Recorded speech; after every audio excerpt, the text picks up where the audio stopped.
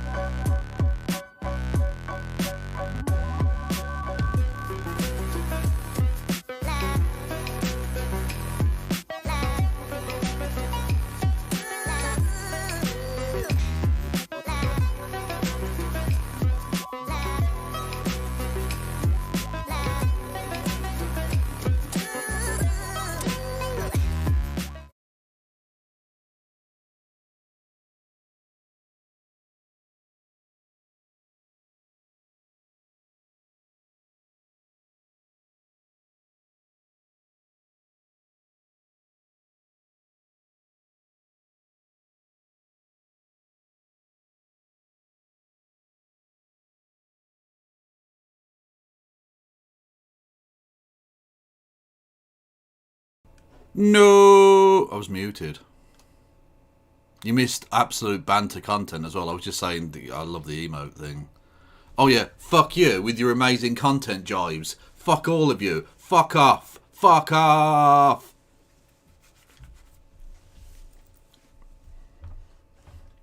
You can give me money. And I'll learn how to unmute myself at the start of streams. Fucking kill me. In Minecraft. Only in Minecraft, though. That would be ridiculous. Otherwise. Anyway. You can hit the follow button. You can subscribe. You can subscribe with Amazon Prime. You can give subs to the community. You can... what else can you do? You can do bits messages. 200 bits or more gets you a text-to-speech. F you too. As in perfect timing. Thank you, Boy Pagan Man. For proving me correct. But also insulting me. With 200 bits. Much love to you. You can do 200 bits or more gets you a text to speech. You can do super chats via the Streamlabs link below. $2 or more that gets you a text to speech. You can help me out on Patreon and or PayPal. You can go over to the Discord. You can use Facebook, YouTube, Twitter, Google, MySpace, Bebo, Zebo, gazebos. I don't have a gazebo, but you can use them. They are a thing that humans can do. What else is there? TikTok, I think. Did I mention TikTok? I don't think so. But I don't really know, to be honest. Hello there, Helena. You all right? I'm very well. How are you? I've a bit of a cold, so hence why I'm going to be a bit sniffly and a bit hoarse in terms of my voice. But we're still here. We still don't mention horses because Vosh will come. So don't do that. That's true. We can't do that. Because I know you've been watching his debate with Hassan, haven't you? Well, it wasn't really even a debate. It was just nonsense. It was just, they were just talking about Yemen and Vosh saying he was the greatest leftist in the world. It was a lot of fun. Fun was had. That sounds like it was one of the pieces of content that was ever created. Literally true. That's the way I like to think of it. I don't create quality, I just create content. This is true. I mean, I'm specifically talking about Vorsh himself and the interaction that was had there. It sounds like that was one of the pieces of content. I mean, you probably turned it to very interesting reaction content, but the initial thing. Thank you for being kind, but also obviously incorrect, but thank you. I appreciate your efforts ameliorating my lack of content quality. Also, I'd like to point out, when I just respond to turn left on something we were just chatting before we jumped in the meeting. Majority of young are living with their parents when used to be couples having their own home. Thanks for the market. What right wingers would respond to that and say, well, the market isn't functioning properly because of planning restrictions in terms of where people can build where. But of course, the other response to that from us would be, well, loads of people are land banking. Loads of people are land banking because they don't. Because it'll be easier to do the construction later on to maximize returns. But then that would also be a function of constrained supply. But then the supply is also constrained by the fact that we can't just turn our entire country into Birmingham, can we? So I know, yeah. I deliberately went there because I know you're in the chat. So there would be left right wing like Austrian economists market responses, but then again, our entire point to this turn left is we believe in the concept of social utility in terms of housing, and they don't, and that's where the argument breaks down between the two of us. Is that the Turning Point left? Is he in the chat? The Turning Point's left. He's in YouTube chat, yeah. Oh, nice. Hello there. The Charlie Kirk of British politics is the way I like to think of him. Thank you for the prime sub, noob, much appreciated. Yes, don't forget you can give both Helena and I money, and Turning Left for that matter. He's not he's not talking tonight, but you know he's still there. Absolutely, and Grant Sloan also with the prime resub. Anyone to drop some bits? A hype train has already just started, or you can drop some more bits to make the hype train go extra choo-choo, and do the same thing on Kevin Logan's channel so we can get double hype trains, hypeception. Yes, hypeception indeed. Right, so shall we dig straight into parliamentary debate, or do you want to look at the thing for? I don't know what you want to do, really. Let's do the parliamentary debate first. Let's wait for people to filter in. Okie doke, let's do that then. Oh, and Shreveport PD with the 5 gifted. Thank you. Okie doke. So, we talked a little bit about this yesterday on my channel. I presume you mentioned it as well. The situation in Yemen, where Britain has decided that bombing places will definitely improve the situation. Because that's just normal Yemen. Exactly. Well, when life gives you Yemen, you make Yemen aid. Okay. Which is innocent Yemen. Another classic memes. Love it. Yes. So, hang on a second. There he is, the worst speaker since the one before the last one. The British Prime Minister has to make a statement before the House, basically outlining, like, what are you doing there? Why are you doing the war? What's that about? And that's basically what this is. No, wait. It's not a war. It's not military action. That's only when it's boots on the ground, Kev. Yes, no, I did. Well, we did watch Sir Keith turning himself into a Gordian knot of pretzels. Trying to justify the thing he said before that he now doesn't believe, but he hasn't gone back on because of reasons. I mean, you should have seen me when I was watching on stream yesterday, Kev. I lost my fucking shit. I was absolutely livid. I mean, you expected that, but... Right, I mean, I was similarly aghast at the nonsense. Yeah, he's just full of shit, isn't he? I hate him. I fucking despise him. Well, we've decided on the channel he's definitely a lizard. Now, if you want the emote of that, someone did me an emote of him with lizard eyes. It's very good. You can subscribe to the channel. Anyway, because of his answer at the start of that interview, where he was asked about the people that had drowned in the channel, because obviously, and he said, "My reaction is a human reaction." Well, you're a fucking lizard then, aren't you? No human responds with that. Because if you're a human talking to another human, you assume, well, we're both humans. I don't need to mention that I'm going to react like a human.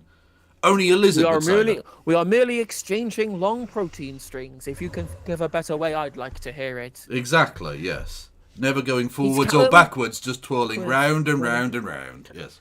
It's literally Sunak and Starmer are Kang and Kodos. It's so true. Yeah. So, anyway, basic lizard bitch. Let's go. We now come to the statement I call the Prime Minister. Can you turn up a Thank bit? you, Mr. Speaker. Cheers. I'd like to update the House on the action that we took on Thursday night against Houthi military targets in Yemen. Houthi? Are we going with Houthi? I mean, I said this on stream yesterday. It sounds like it's kind of like a Pokemon, Houthi. Well, I'm just thinking Houthi and the Blowfish, because I'm Houthi old. and the Blowfish? Houthi. Maybe we should start a band called Houthis and the Blowfish. Houthis and the blow up. ships in the Red Sea Ooh, in Minecraft. oh, that went. Yeah, I mean, you No, tried. thing is, they haven't even blown up any ships in the Red Sea, have they? It's just been. I It's think just they been fired like, rockets at. I think. Oh, have they fired rockets? Okay, Yeah. okay. Because I thought, because most of the videos I've seen have been of them like literally fucking like landing on Houthi ships on fucking parachutes and shit. Oh wow. It's been a big few months for terrorist related air glidings. It really has been. It really has been. Yeah. The Hamas Doncaster division have really been making a name for themselves. They've changed the game. Absolutely. Yeah. Since the 19th of November, Iran-backed Houthis have launched over 25 illegal and unacceptable attacks on commercial shipping in the Red Sea. And on the 9th of January, they mounted a direct attack against British and American warships. They fired on our ships and our sailors. It was the biggest attack on the Royal Navy for decades. And so we acted. We did so in self-defense, consistent with the UN Charter, and to uphold freedom of navigation, as Britain has always done. Oh, hang on. Alongside the United States. Always done. Always.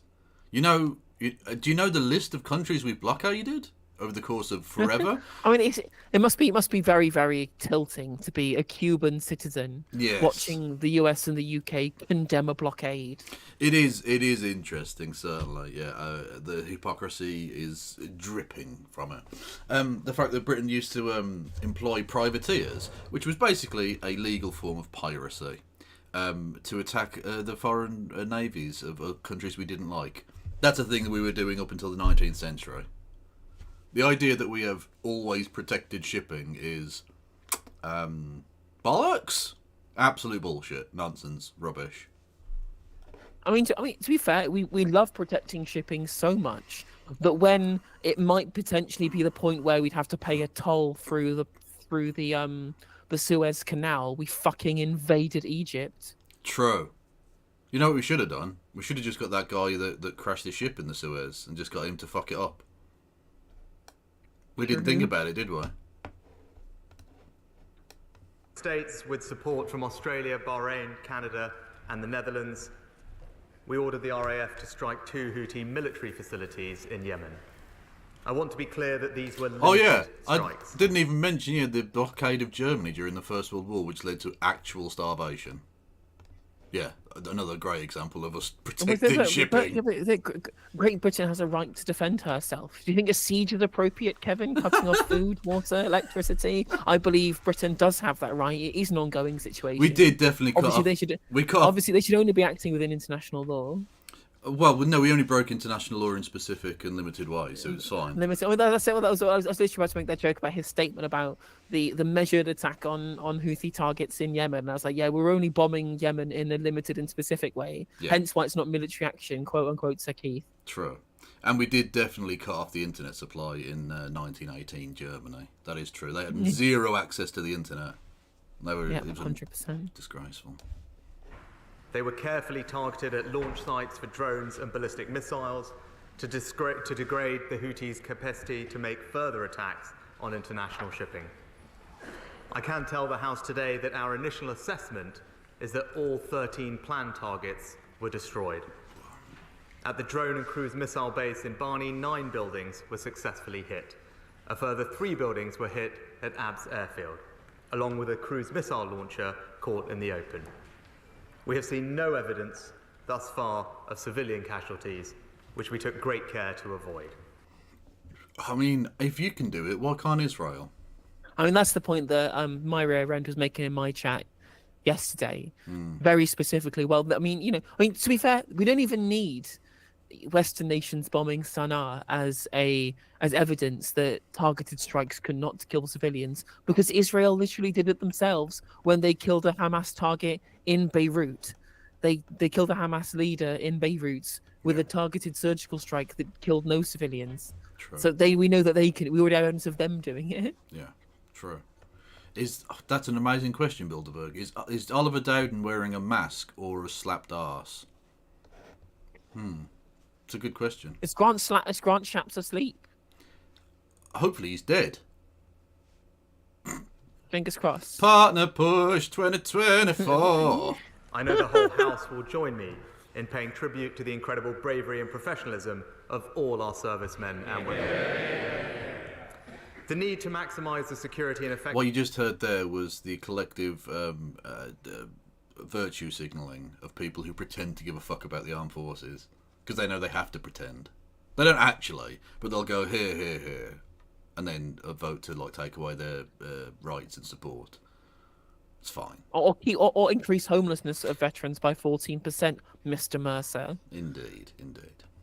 Effectiveness of the operation meant that it was not possible to bring this matter to Well, the did you House see in a- Johnny Mercer release that video of himself in just his swimming trunks at the in the sea at the beach? And someone made the point someone made the point about maybe Sean Bailey needs to get on this. We can't have these slutty men performing out there with his pecs all over the place. And I just thought to myself, What is he, a politician or an Instagram influencer? True. But my thought was, wow, they really are pumping some horrible shit into the water nowadays.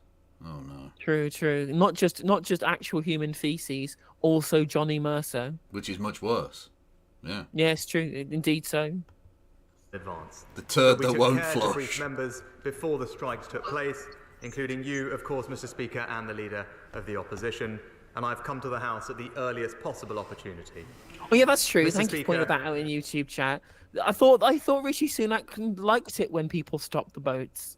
Hey, true. Exactly. Look, they were just small boats in their water, and they were protecting their borders. They had to get control back of their borders. Oh, they had to restore order to the border. True. I do not take decisions on the use of force lightly. That's why I stress that this action was taken in self-defense. It was limited, not escalatory. Limited was in a a specific necessary way. and Limited in a specific Way. way. to a direct threat to UK vessels and therefore to the UK itself.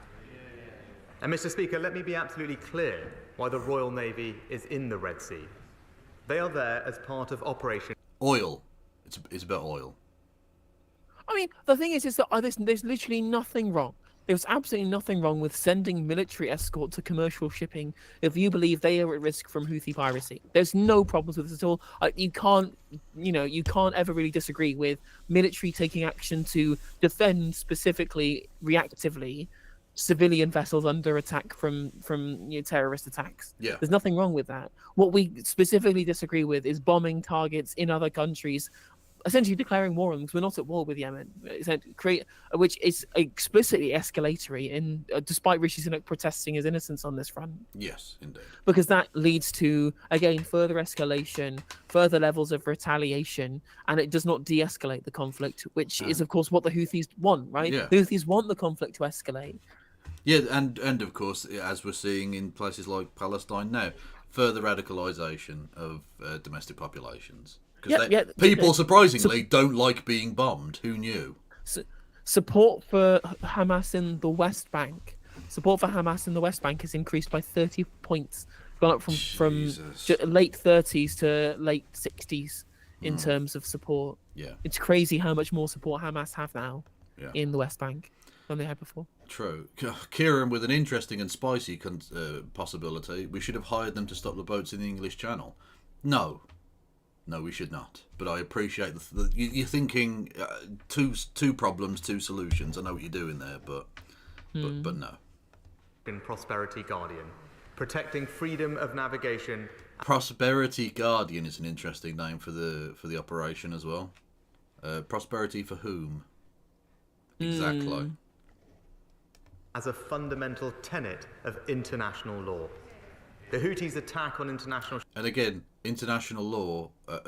Why is some international law enforced and some in let's say nearby countries in the general region? Exactly. I mean, Andrew Fisher made this point on Sky News. It was a very viral clip that's well worth watching. Very specifically, him saying, "Well, no, apparently we care more about the protection of shipping containers than we do about Gaza and children, because of course, if it turns out that the ICJ find that Israel is indeed committing genocide, because of course they fucking are, it's obvious to anyone who's paying any attention whatsoever, then it is a moral necessity for other countries to militarily intervene to prevent that genocide, just like the French and the United Nations and the RPF did in Rwanda, just like Vietnam did in Cambodia, just like this has happened every time that genocide has been happening, apart from when you didn't even know that it was happening, because, I mean, it's only essentially by accident that the British and the Soviet Union stopped the Holocaust, because we didn't know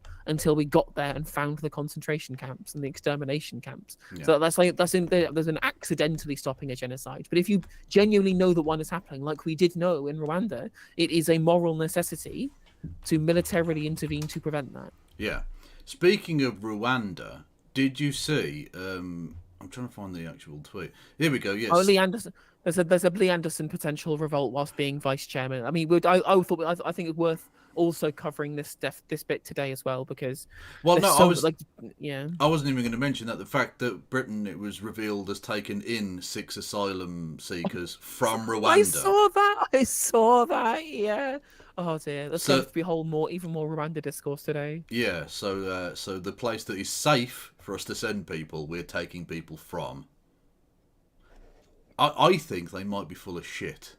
What do you reckon? I think the British government might be absolutely full of it. Oh yeah, 100%. Shipping have put innocent lives at risk. They have held one crew hostage for almost 2 months, and they are causing growing economic disruption. Global commerce cannot operate under such conditions. Containers and tankers are having to take a 5,000-mile detour around the Cape of Good Hope. That pushes up prices. Which gives the government of South Africa the opportunity to do the funniest shit ever. Oh my God, it so does. They would be amazing. I mean, what would they even do then? Go around Antarctica? What's next? And imperils the passage of goods, foods and medicines that the British people and others rely on. We have attempted to resolve this through diplomacy. After numerous international calls for the attacks to stop, a coalition of countries gave the Houthis a clear and unambiguous warning 2 weeks ago. Last week, the UN Security Council passed a resolution condemning the attacks and highlighting the right of nations to defend their vessels and preserve freedom of navigation. Again, why is it some UN resolutions are respected and other countries get to literally defy every single one of them? Dozens and dozens. Yeah, exactly. I mean, again, the issue here is one of hypocrisy. Of course, I think there's also the issue of the escalation of bombing targets within Yemeni borders. But as I said, there's no issue with engaging in reactive defence in the case of terrorist attacks on commercial shipping lanes. Yeah. But what there isn't a case for is A, escalatory bombing within Yemeni territory, and B, only holding the Houthis to a standard that you won't hold a fucking nation state to. Yet, the Houthis continued on their reckless path. Mr. Speaker, we shouldn't fall for their malign narrative that this is about Israel and Gaza. They target ships from around the world. We continue to work towards a sustainable ceasefire in Gaza and to get more aid to civilians. We also continue to support the negotiated settlement in Yemen's civil war. But I want to be very clear that this action is completely unrelated to those issues. It is a direct response to the Houthis' attacks on international shipping. And we should also recognise the risks of inaction. It would weaken international security and the rule of law, further damage freedom of navigation in the global economy, and send a dangerous message that British vessels and British interests are fair game. And there is another point here which is often overlooked. The Houthis' attack risks worsening the dire humanitarian situation in Yemen itself. The UK helps to feed around... Why is there a dire humanitarian situation in Yemen? Why would that be a thing? Yeah, who's been doing which bombing and which war crimes with whose weapons? Answers on a postcard, please. Intriguing.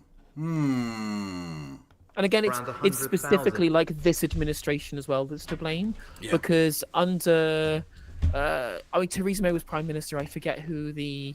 No, it was actually, no, that's a lie. So it was under Theresa May when Liz Truss was in a Foreign Secretary position, or is it not? Was in an international trade? She's the Secretary for International Trade. It was Liz Truss under Theresa May who took the decision to restart arms sales to Saudi Arabia that was stopped when there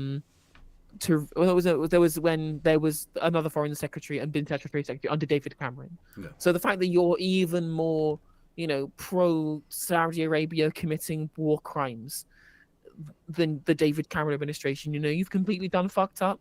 Yeah. Anyway, let's go back to them bombing Hooters or something. I don't know what to do.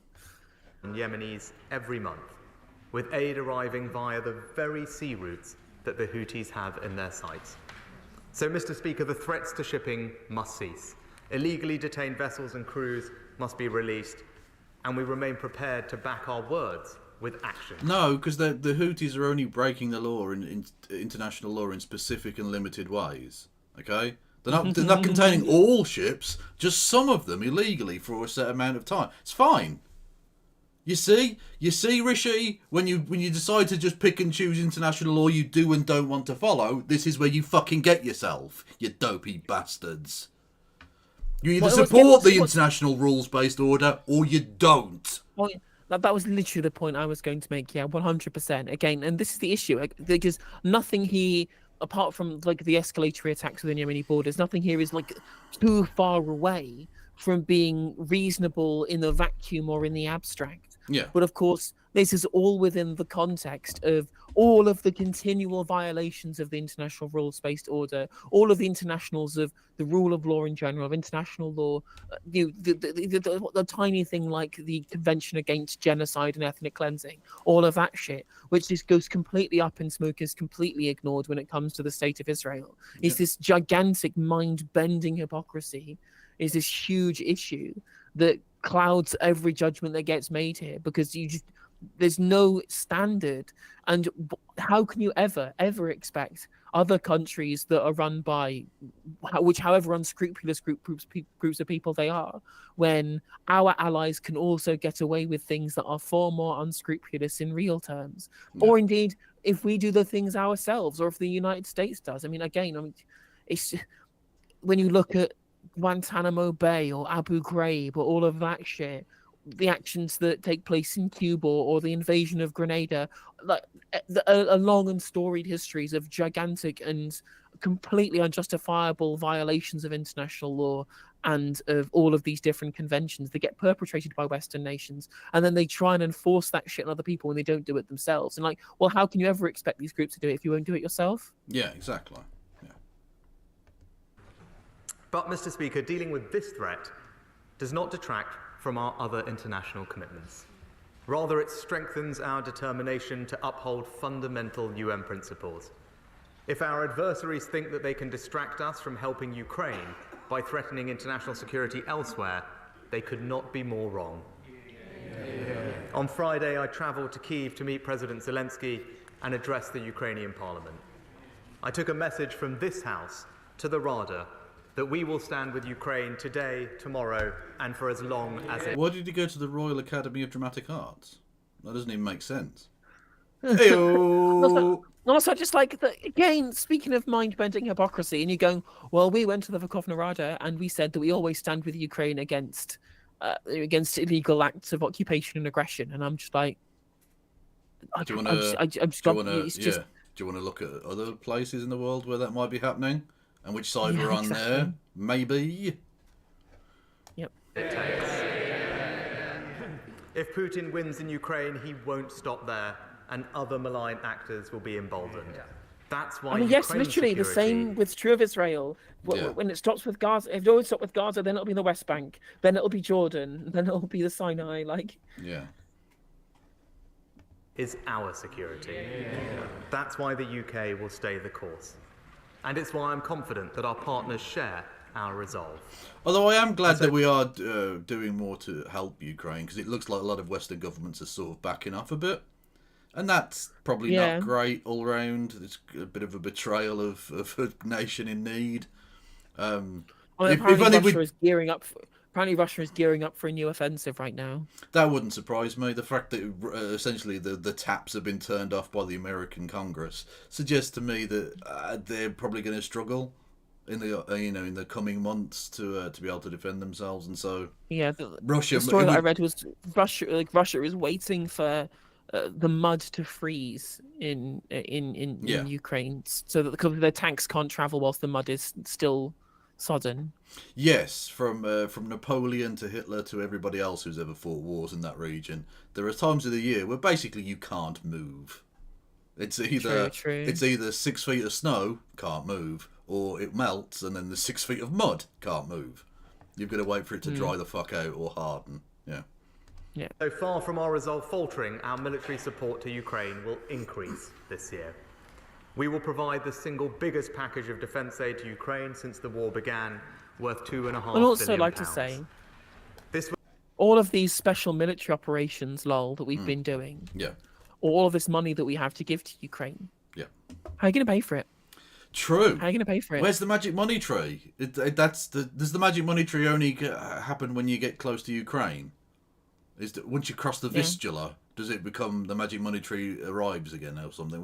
What's the abracadabra on this one? How'd you get it to arrive?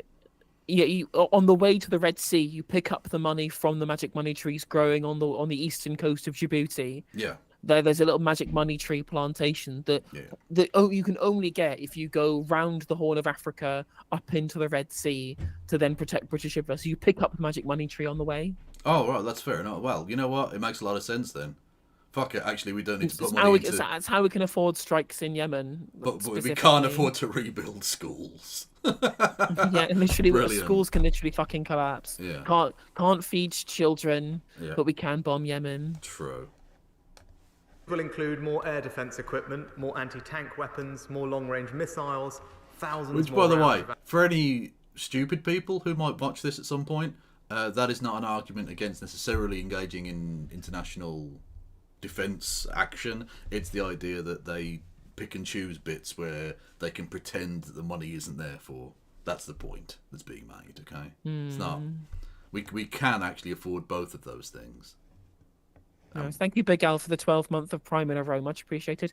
And welcome, Zach App, into the chat. Did you come in at Magic Money Tree? Please, can you have some? And unfortunately, there is no Magic Money Tree. The only Magic Money Tree is my audience, who donate bits and subs, and of course memberships and super chats. They are the true Magic Money Tree, both in myself and in Kevin Logan's channel, and also technically in Zach App's channel as well. If you like lefty, chilled research and educational content with an Australian twist, please go and follow Zach App in chat.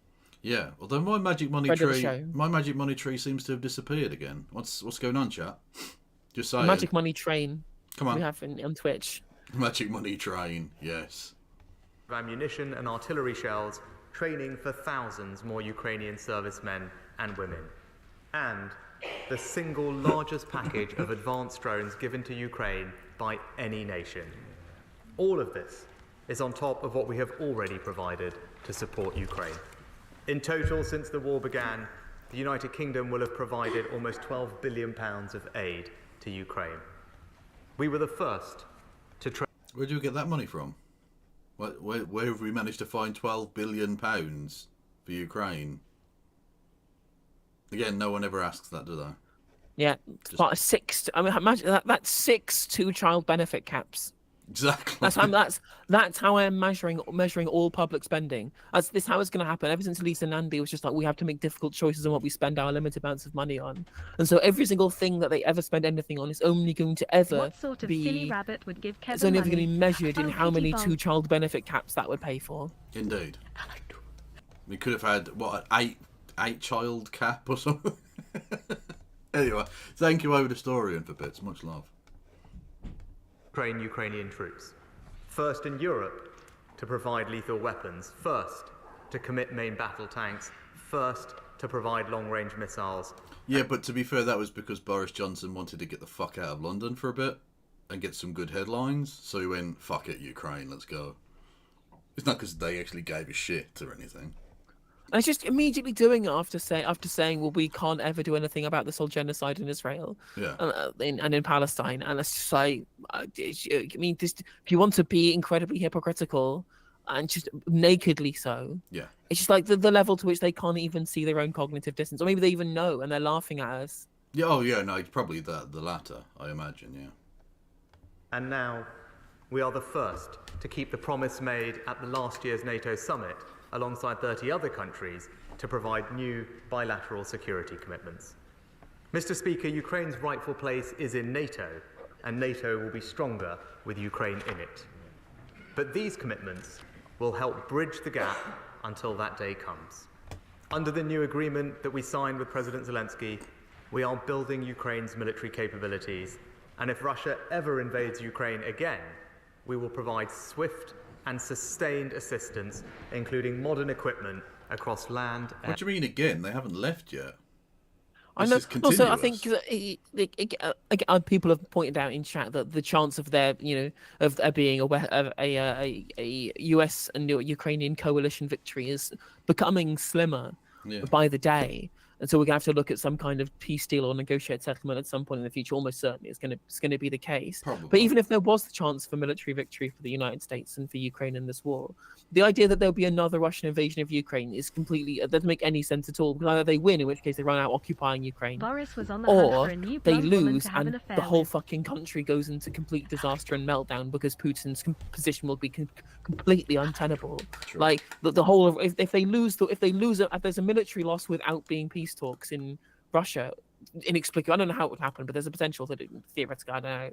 But that would literally lead to the entire breakdown of Russian society. Like, how would it continue? I don't know. Yeah, it's a very good point. Thank you, Kieran, who says Boris Johnson was on the hunt for a new blonde woman to have an affair with. Fair. Well, Ukraine's the place to go, probably. A lot of blonde women. True. Yeah. Also, we're on a hype train, everybody. If you want to make the hype train go choo, choo, choo, choo, choo, choo, all the way to Moscow, fuck it, why not? Yeah, you can do bits and sobs and all the rest of it. You are. Who are you going to finger today? Who am I going to? Hope. Hope is dead. So The concept of hope. the concept of hope is getting. I'm going knuckle deep on the concept of hope. Okay, let's fucking go. Air and sea. Together with our allies, the UK will be there from the first moment until the last. For all of this, Mr. Speaker, I bring a message of thanks from President Zelensky to the British people. And today I No hope problem, that this House Vlad. will join me in sending a message back to the Ukrainian people that we stand together as one in support of these firm commitments. Is Zelensky / Sunak the shortest two world leaders combo? Like, if you stack one on top of the other in a trench coat, they would make one normal-sized politician. Like that Trump. Did you see Trump the other day looking like two kids in a trench coat? No, I didn't. Yeah, he turned up in. To be fair, Trump always has like first day of standing lessons vibes. He does. He really. He doesn't stand normally like a human boy would. But look, he genuinely turned up in Iowa because it's the caucuses there. Which, by the way, I should say for my viewers, which is me. I won't be doing a Tanky Tuesday tomorrow. I'll be doing a let's look at the Iowa results thing with Christy tomorrow, and then I'll do a Tanky Wednesday instead because fuck it, why not? Yes, so he turned up in Iowa looking ill, frankly, which is funny, but also he just doesn't look. Look, that's two people in a long coat. That's not one human, is it? At all.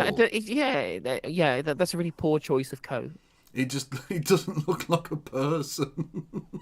Again, the alien lizard people who run the world need to sort out their tailoring of their human suits. Just want to make it explicitly clear that he is not Kevin. My esteemed co-pilot Kevin Logan is not referring to the Jews when he says this. No. The Jews are normal, cool people. I'm talking about the lizard cunts who run the world. Exactly. They're all evil lizards. It is fun. It is funnier when the capitalists are lizards. It is true. Natalie Wynn was entirely correct. Let's see Trump handing out pizza boxes recently, only because her son tweeted it onto my timeline with a picture of him also carrying 8 larger pizza boxes. 8 pizzas. He got 8 pizzas. Like, I mean, I don't know about you, but I reckon we should give him access to the fucking nuclear codes. It's not quite the McDonald's moment, though, is it? That was peak Trump. Nothing will that was ever be peak Trump moment. It's not just a peak Trump moment. It's like the if I could create an image which shows the downfall of the American empire, it would be an absolute rapist lunatic with hundreds of boxes of McDonald's in front of him, smiling.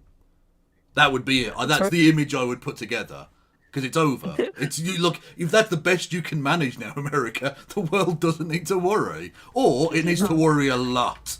One of the two. I don't know. True. Tipria Badashi in chat says someone in Kassan's chat called Keith Kia Stormfront, and I think that's a great name.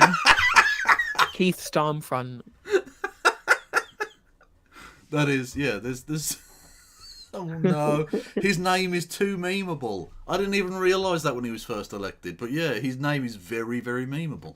Thank you, Bilderberg. Thank you, Lord Freetus, and thank you, Over the Story with Bits. We're still on the hype train. Level 2. Hope is getting... I'm going up to the wrist on Hope. Let's fucking have it.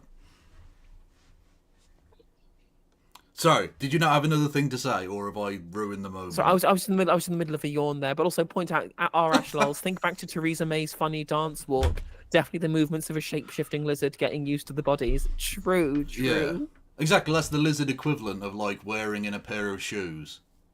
You've got to work out all the little notches and kinks in the thing to make sure it doesn't pinch. Like the Slitheen in Doctor Who. Yes. Also, thank you for the... Oh, sorry, I was in the middle of a yawn. It's the perfect put down. Love it. We are building a new partnership with Ukraine, designed to last 100 years or more. Yes, it's about defense. A Reich that will last 1,000 years! Sorry. Oh, I'm never making partner. Don't matter. Fuck it. It's not happening. Thank you, Whistle, for bits. And security, but it's also about trade, investment, culture, and more. And there could be no more powerful sign of our unique bond than Ukraine's decision to adopt English as the language of business and diplomacy. And so... Well, you've made a fool of yourself there. You've joined a sinking ship. Chinese is the way to go. Through the British Council, we're going to fund English language training for the Ukrainian people. Yeah. So, Mr. Speaker, in dangerous times, we are investing in defence, hardening our critical infrastructure, building our alliances, and we are resolute in our principles. International security, the rule of law, and freedom to determine your own future. An attack on those principles is an attack on everything that we believe in and on which our lives and livelihoods depend. As the home of parliamentary democracy and a leader in collective security, it is our responsibility to defend those principles and to defend our people. That is who we are. That is what Britain does and will always do. And I commend this... Can we stop pretending? Like, we are the baddies. Let's stop fucking lying. I'm sick of it. Look, I know every politician has to fucking do this, but we are the baddies. Just fucking... Yeah. Oh, it's pathetic. It's this self-aggrandizing fucking masturbation that every politician does. This statement to the House. We now come to Leader of the Opposition, Keir Starmer. Go on, Keith. Let's have you.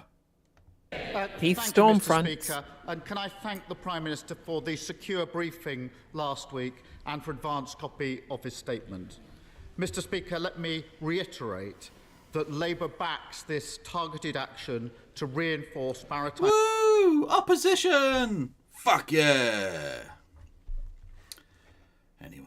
...security in the Red Sea. We strongly condemn the Houthi attacks that are targeting commercial ships. Come on, of lads. all nationalities. You can't be doing this to me. It's Houthi or Houthi. You have to fucking decide and stick with it. It's ridiculous. It reminds me of David Pleat deciding to name Yossi Benayoun 6 different ways during a football commentary. No. Choose one mispronunciation and stick with it. You're going to fucking wind me up, Pleat. Putting civilians and military personnel in serious danger, including British forces. The Houthi attacks are unacceptable, illegal, and if left unaddressed, could lead to a devastating rise in the cost of essential food in some of the poorest countries. Like Britain. Mr. Speaker, the international community clearly stands against the Houthi attacks. Alongside the UK and the US, 4 other countries were involved in non-operational support. Over a dozen nations are part of the Maritime Protection Force in the Red Sea. and many others support the recent UN Security Council resolution, which condemns the Houthi attacks in the strongest possible terms. The UK strikes were limited, targeted, and did everything possible to protect civilian lives. That is a proportionate response. Didn't you say that Israel didn't need to do a proportionate response, though? Like, do you not? Do they honestly? It is an ongoing situation. I believe that Britain has the right to defend herself. True. Okay. True. Well, Matt links in Twitch chat. It's not stopping Donald Trump from telling his voters to go out and caucus, even if they're sick as a dog. Even if you vote and then pass away, it's worth it, he said on Sunday, darkly suggesting people who are critically ill should get out to caucus, while urging them to punish enemies he branded cheaters and liars. I mean, Trump continuing with the Trump train of trying to kill off his own voter base, and honestly, I'm here for it. That's fair enough. He literally did say that. I was going to bring that up tomorrow on stream, but yeah, literally didn't. Just go out and vote. It doesn't matter if you make it home. Just, amazing. He is a genuinely ghoulish human being. Actually, no. Lizard. Mr. Speaker, military action must, of course, always be underpinned by a clear strategy. And it's the role of this House to ask the right questions. But not to vote on it. So I ask the Prime Minister, what confidence does he have that his stated objectives have been met? What process will he follow in the face of continued Houthi attacks? What efforts are underway to maintain the support of the international community? And can he confirm that he stands by the Parliamentary Convention that, where possible, military interventions by the UK government, particularly if they're part of a sustained campaign... Oh, here we go. The fucking sustained campaign. It has to be boots on the ground, otherwise I get to just bomb who I want. Fucking wanker. Before this House. Scrutiny is not the enemy of strategy. Because while we back the action taken last week, these strikes still do bring risk.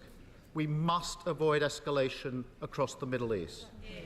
So can the Prime Minister also tell us how the UK will work with international partners so that our rightful actions are not used as an excuse by those who seek to expand violence throughout the wider region, or indeed... Yeah, I wonder if anyone's doing violence in the wider region that we should take a look at all. Anyone? Are there any other countries that literally border the nation we're bombing who we're funding, arming to bomb that same nation? What about anyone further north who's literally doing genocide right now? No? Okay. Well, couldn't possibly comment. No, that's fine. Reanimate the conflict in Yemen itself. Nonetheless, Mr. Speaker, our armed forces across the region are showing the highest professionalism and bravery, both in defending... Which makes a difference for British troops in the Middle East, who usually just torture motherfuckers. Yeah, about that. About that. Commercial shipping and this targeted action. We thank them. We are proud of them. They continue to show that Britain is a force for good. No, it isn't. As does, Mr. Speaker, the UK's unwavering unity in support of Ukraine and against Russian aggression. On these benches, we have backed all military support. So again, we back the Prime Minister's announcement of £2.5 billion for Ukraine next year. And we strongly support the agreement. But is that within inside the fiscal rules or not? Because you didn't mention the fiscal rules on that. For like green investment or anything else whatsoever, the fiscal rules are always the caveat. You didn't mention fiscal rules though, so I'm wondering. True. What's that about? Because again, I mean, and it's explicitly outside the fiscal rules. So the fiscal rules, it has to be spending on investment, and you don't get actually bombs are the opposite of investment because they actually create less prosperity when you use them rather than more. And they damage infrastructure, so literally doing the opposite of building. Reverse investment. Yeah. So that's interesting, isn't it, Keith? That's not subject to the fiscal rules. Yes, you do not need to grow Ukraine's economy first. Well, they should just push the grow Ukraine's economy button. It's true, big red button. Yeah. On security cooperation. This will give Ukraine vital confidence to plan for the year ahead. I hope it becomes a template for other allies to follow, and that Ukraine, in time, will become a full member of NATO. Because, Mr. Speaker, to those listening in Kyiv, Moscow, or elsewhere in the world, let me be clear. Whoever is in government in Britain, the UK will stand with Ukraine for as long as it takes. Returning. Yeah, unless it drags on a bit further and then we'll just go, fuck it, give Russia some land. Because that's obviously what will happen at the end. Like, I mean, I hate that that's the case, but it's clearly the case that eventually the West will go, fuck this noise, you're going to have to just give them some land and deal with it. Wasn't it? I mean, Michael RCH was pointing out in YouTube chat that there was on the table close to the start the potential for there to be talks that would essentially permanently cede Crimea to Ukraine whilst providing autonomy for the Donbass whilst it's still being territory of Ukraine, which probably would be, I mean, that's basically been what I can see as the best case scenario. Probably, yeah. For all of this, really and truly. I mean, Crimean sovereignty doesn't really belong to Ukraine or Russia because it's the place where the Tatars lived before both of those countries engaged in less than reputable act against it. Regardless, I would argue that having been agreed that it was Ukrainian land, you can't just go in and fucking annex it. Well, I mean, I agree with that too, but I don't think there's any kind of practical case. And also, I mean, it's irrelevant because they're not going to be able to remove Russia from Crimea, so it's sort of a I think the disgusting fait accompli. I think the population in Crimea support Russian accession, whereas that's just not true in the Donbass. Yeah. Either way, the West will, if Ukraine don't manage to pull off the Hail Mary pass of victory at some point in the near future, the West will go, no, fuck this noise. We've tried, you're going to have to just, come to some sort of arrangement. Or possibly if Putin dies and the next leader, in order to avoid a civil war, just pulls out. That could happen, I guess, but who knows? I mean, it might last so long that Putin fucking dies. Well, that's what I'm thinking, because he's not super healthy. There've been some indications that maybe he's suffering from health cancer. scares, haven't they? Yeah, so... I mean, if Conrad Melanoma wants to step in and help out the situation, that wouldn't be a bad thing to happen. Thank you, Web Historian, for gifting a sub. Much love to you. And yes, we've had several bingos so far with Sir Keith, as always. We already have, yeah. To the Middle East, it is now over 100 days since the brutal events of October the 7th. There we go. Israel's right to defend herself. Go on, Keith, yeah. That boot needs licking, mate. Go. Self-defence is fundamental, as is its duty to comply with international law. And the longer... How'd you say that with a straight face, Keith? How? How have you managed that? How? Because that's obviously ridiculous. They're literally doing a gender... The fucking ICJ are literally hearing the case now, Keith! As conflict in Gaza rages, the more the risk of escalation throughout the entire region. On the Israel-Lebanon border, we must urge constraint. We must make it crystal clear to all parties that the UK does not support this conflict extending further in Lebanon. While within Israel and Palestine, in the West Bank, settler violence must stop immediately. And what's going to happen if that doesn't stop, Keith? Yeah, we will write a letter saying how angry we are. Yeah. That's it. That's their response to settler violence. Is just we'll ban the settlers themselves, but we'll do nothing about Israel. I mean, even if there was no settler violence whatsoever, it's still fucking contravention of international law. Yep. It's still a fucking war crime that they've engaged in as part of their belligerent occupation. Yep. Like there's been no actual firm action taken against it other than just wagging a finger and saying that we think that it's wrong. Yeah. And it's the ratchet effect every time, isn't it? Is they take more land and we go, tut, tut, tut. But then it stays in place. And that's the new norm.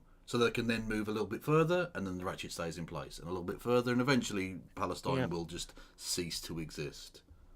Which is literally what Zionists are doing. That's their entire long game on this. I mean, Ben Gvir and Smotrich have been open about it, right? Yeah, indeed. Also, just a quick note on Germany, in response to the ICJ, who said that they don't support the claims of genocide against Israel. Like, you don't need to continue to do the virtue signal. Like, we know why you're on Israel's side on this. It's fine. Chill the fuck out, yeah? There was a long time ago. It's a long time ago. I'm not saying forget, but I am saying move on. Okay?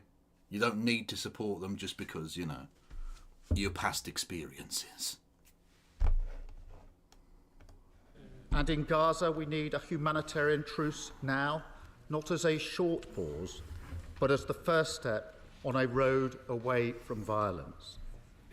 The need for a sustainable ceasefire is clear. To stop the killing of innocent civilians, to create the space for the return. Labour's position in response to Palestine. I don't know if you've seen this, but this is some absolutely putrid and monstrous shit. Okay. In that, so Labour's previous position, that's been their position since Ed Miliband was leader, was the immediate recognition of the Palestinian state, regardless, right? Unilateral recognition of Palestine as a state. Again, this isn't Corbyn. This is an Ed Miliband position, a man of Jewish heritage, no less. Yes. The position that he had was one of, as soon as it gets power, we will recognise the state of Palestine, and use that as a position for there to be peace negotiations for a long-term end to the conflict. And this has been reported by the Jewish Chronicle of all places, that Keir Starmer has completely removed that from Labour's policy book and replaced it with one where there has to be Israeli terms agreed to before they will recognise a Palestinian state, which is absolutely beneath contempt. That is embarrassing. Just don't vote for this fucking party. Like, these people are utterly beyond help at all. They're vermin, just vermin. Like, I don't have any. Again, I will just dehumanise them. I don't give a shit anymore. Like, there's no case for harm reduction to vote for these people anymore. I don't care anymore. That is disgusting, and just impractical, because Israel, or should I say the extremists who are in control of Israel, maybe if the Labour Party ever get back in control in Israel, maybe there's a possibility. But whilst the Zionist lunatics are in control, they will never ever give Palestine anything other than give them any opportunity to acquiesce to those demands. They will make demands so absurd that they can't be agreed to, and therefore it's a fait accompli that Palestine will never exist. Yeah. Well, even the Labour Party, right? The president, Isaac Herzog, he's from the Labour Party, and he was the one talking about Hamas, ISIS, Hitler. Like, the Labour Party are just as bad. The Labour Party were in power, in control in Israel during the negotiations, during the latter stages of the Oslo process, and even the Labour Party were the ones who wanted to annex all of East Jerusalem, wanted to annex the Temple Mount. They wanted to ensure there was no contiguous West Bank. Don't get me wrong. Refused Palestinian right of return. I'm not suggesting that the Israeli Labour Party are good. I'm just saying the only chance that could ever happen, the only party that have ever shown any willing to negotiate is the Israeli Labour Party. But firstly, anyone they've literally murdered former leaders of the Labour Party, because, you know, why not, I guess. And secondly, they're like the 8th placed party or something now. Like, they're nothing. They used to have presidents. They pull at 6% or some shit. Yeah, exactly. It's wild. There is some real Pacification indeed going on in Israel right now. True. Well, I mean, it's basically the only based party left in Israel is Hadash at this point. I don't know enough about the minor political parties. Hadash are the Communist Party. Oh, well, they're explicitly non-Zionist. I mean, their politician Ofer Kasif had a conversation with Owen Jones last week. It was really good. He'd been thrown out of the Knesset for opposing the war. Oh, democracy! Cool. Yeah. That's a super awesome situation. Yeah. Of all the hostages, and to provide urgent humanitarian relief, to protect against disease and ward off a devastating famine. Mr. Speaker, from that first step, we can begin a bigger push towards peace, a permanent end to the fighting, and a lasting political solution. The hope of the two-state solution is fragile, but it is still there, and we must fight for it, just as we must also remain resolute in the face of aggression which threatens global security, whether that's in Europe or the Red Sea. Thank you, Mr. Speaker. Prime Minister. Pointless human being. Lizard, sorry. There's no point in his existence or Rishi Sunak. They're basically the same people. It's kudos and Kang. Someone's in my chat just described John Healey as Nosferatu. Honestly, I can see it. A little bit, yeah, true. Yeah.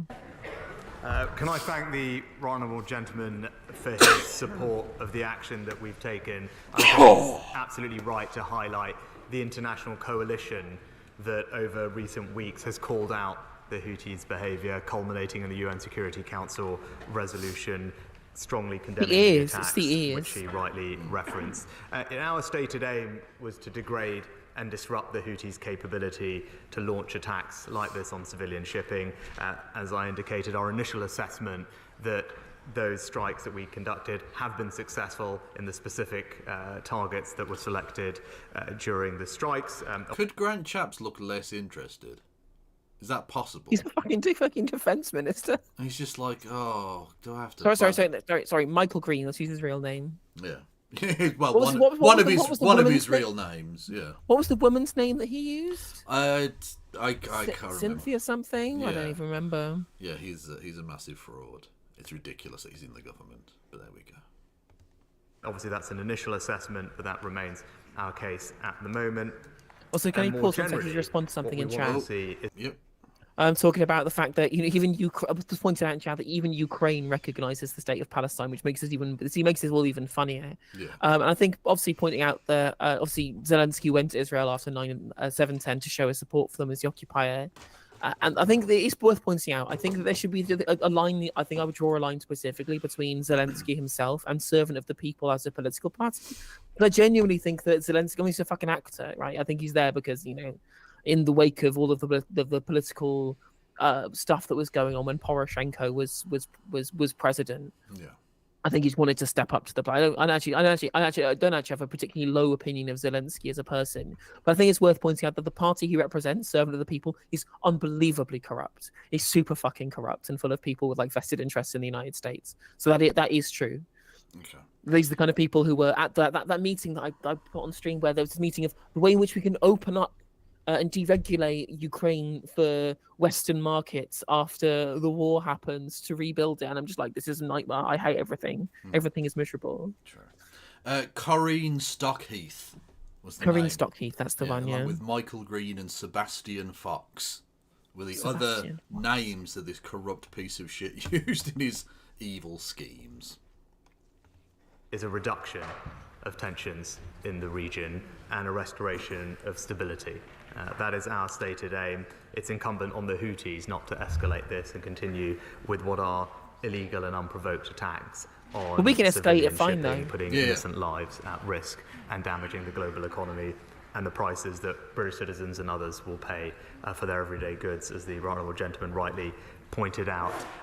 I can assure him that it was necessary to strike at speed, as he acknowledged, to protect the security of these operations. That is in accordance with the convention, and I remain committed to that convention and would always look to follow appropriate processes and procedures, and also act in line with precedent, where he will know there have been strikes in 2015 and 18 where a similar process as to this was followed. Yeah, but you weren't Prime Minister.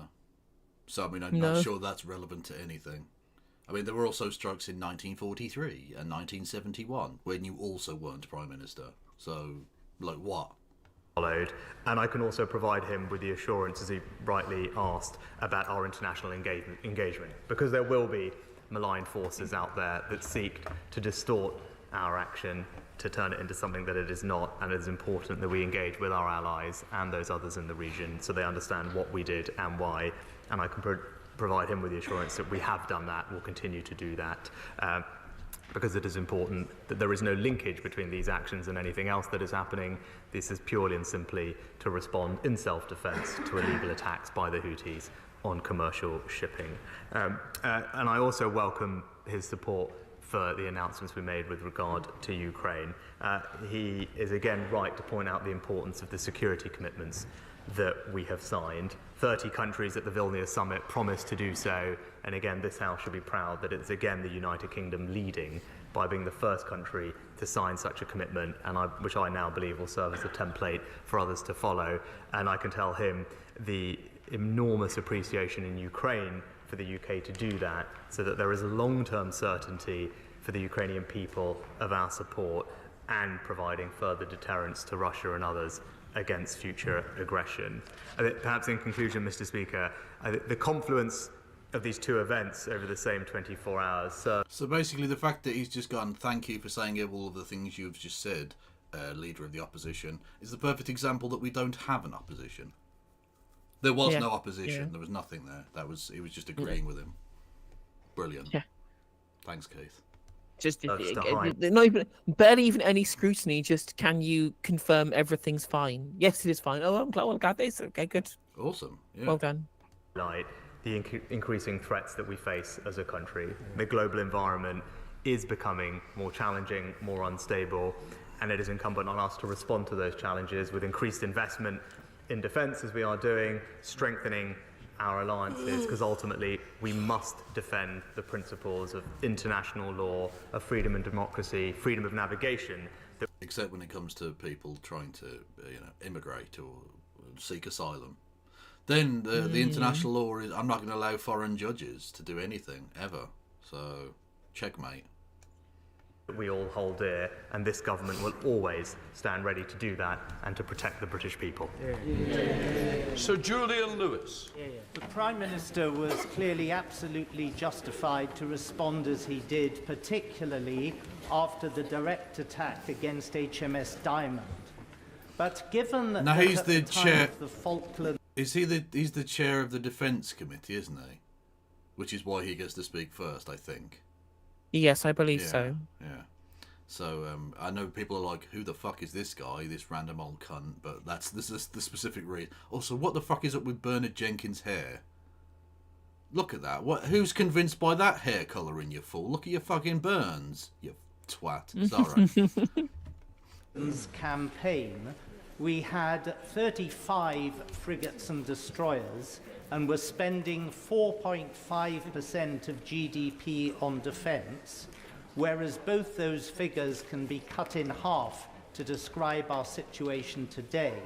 Does he agree with me? Yeah, see, I'm not sure if it's a wig or not, because it does seem to blend, smoothly into the back. So I think he's just fermented the top and forgot to do the sides. I think. I don't know. Or he's just mad. We certainly should not be reducing the numbers of frigates or destroyers. Weird, sorry, what? A weird greying pattern. That's also possible, but I think it's funnier to just imagine he's wearing a wig. Fuck him.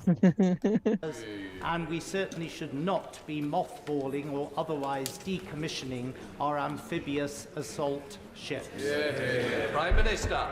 Well, I'm happy to reassure my honourable friend that our intention is to increase defence spending from where it currently is up to 2.5% when the circumstances allow. It's worth reminding the House that we have consistently over the past decade been the second largest spender on defence in NATO, larger than 20 other countries combined. And no money. Again, how much of that, how many two-child benefit caps would that have paid for, Rishi? Lots and lots. Also, I'm wondering who the other nation in NATO that spent more was. It's a mystery. It is an absolute mystery. Could be anyone. Luxembourg. Definitely. Plans will continue to provide that leadership. Within that, there is a very strong equipment plan underpinned by the £24 billion extra that the MOD received in its most recent settlement, which for the Royal Navy does include Type 26, Type 31 and Type 32 frigates. And with regard to the specific vessels that he talked about, the Defence Secretary has asked the First Sea Law to plan how the Royal Marine's excellent work can be taken forward so that they have the capabilities that they need to continue their work and to be able to be deployed globally. And when that process concludes, of course, the Defence Secretary will update the House. SNP Leader Stephen Flint. Hey! Thank you, Mr. Speaker. I'd like to begin by The actual leader of the opposition speaks. Cool. True. echoing the Prime Minister's sentiments in relation to Ukraine. All of us on these benches remain firmly united behind their struggle against Vladimir Putin's Russia. Mr. Speaker, when Sir Walter Scott wrote that in war both sides lose, I'm not quite sure he'd factored into the equation the likes of the Houthis, because they are, of course, the fundamentalists, and unperturbed by the bombing. Yeah, have you looked at their flag thing and what that translation is? It's fucking wild. Yeah. It is wild. It's death to America, death to Israel, a curse upon all the Jews. God is the greatest or something. I forget. Victory to Islam. I believe. Victory to Islam. That's the one. Yeah. Which, like as I said yesterday, to America, you got to be proud. #1 billing. Top of the thing. You know what I mean? Absolutely. The headliner on the festival poster. Exactly. It's a beautiful thing. Beautiful thing. Well, this is why you got to be super careful in your rhetoric here when you're speaking. So this is why going to a pro-Palestinian protest and shouting things like "Yemen, make us proud, turn another ship around," it makes you look demented. It does, regardless of whether or not your position is being done as critical or as uncritical. That's not going to come across to people when you're just chanting slogans in the street, and people can take that however they want to take that. And when the group that you're critically supporting has the sentence that I just said, that I'm not going to say again for TOS reasons, or multiple other sentences like on their official party poster, it makes you look a bit anti-Semitic, even if you don't mean it, and even if all you're doing is saying, well, I disagree with everything these people say, but at least we both agree that genocide is bad. That's not going to come across when people report on the things that you say, so you got to be super careful. Also, saying a curse upon the Jews doesn't suggest that they're actually anti-genocide. They're just anti-certain genocide. They might be pro a different kind of genocide, which is a bit much.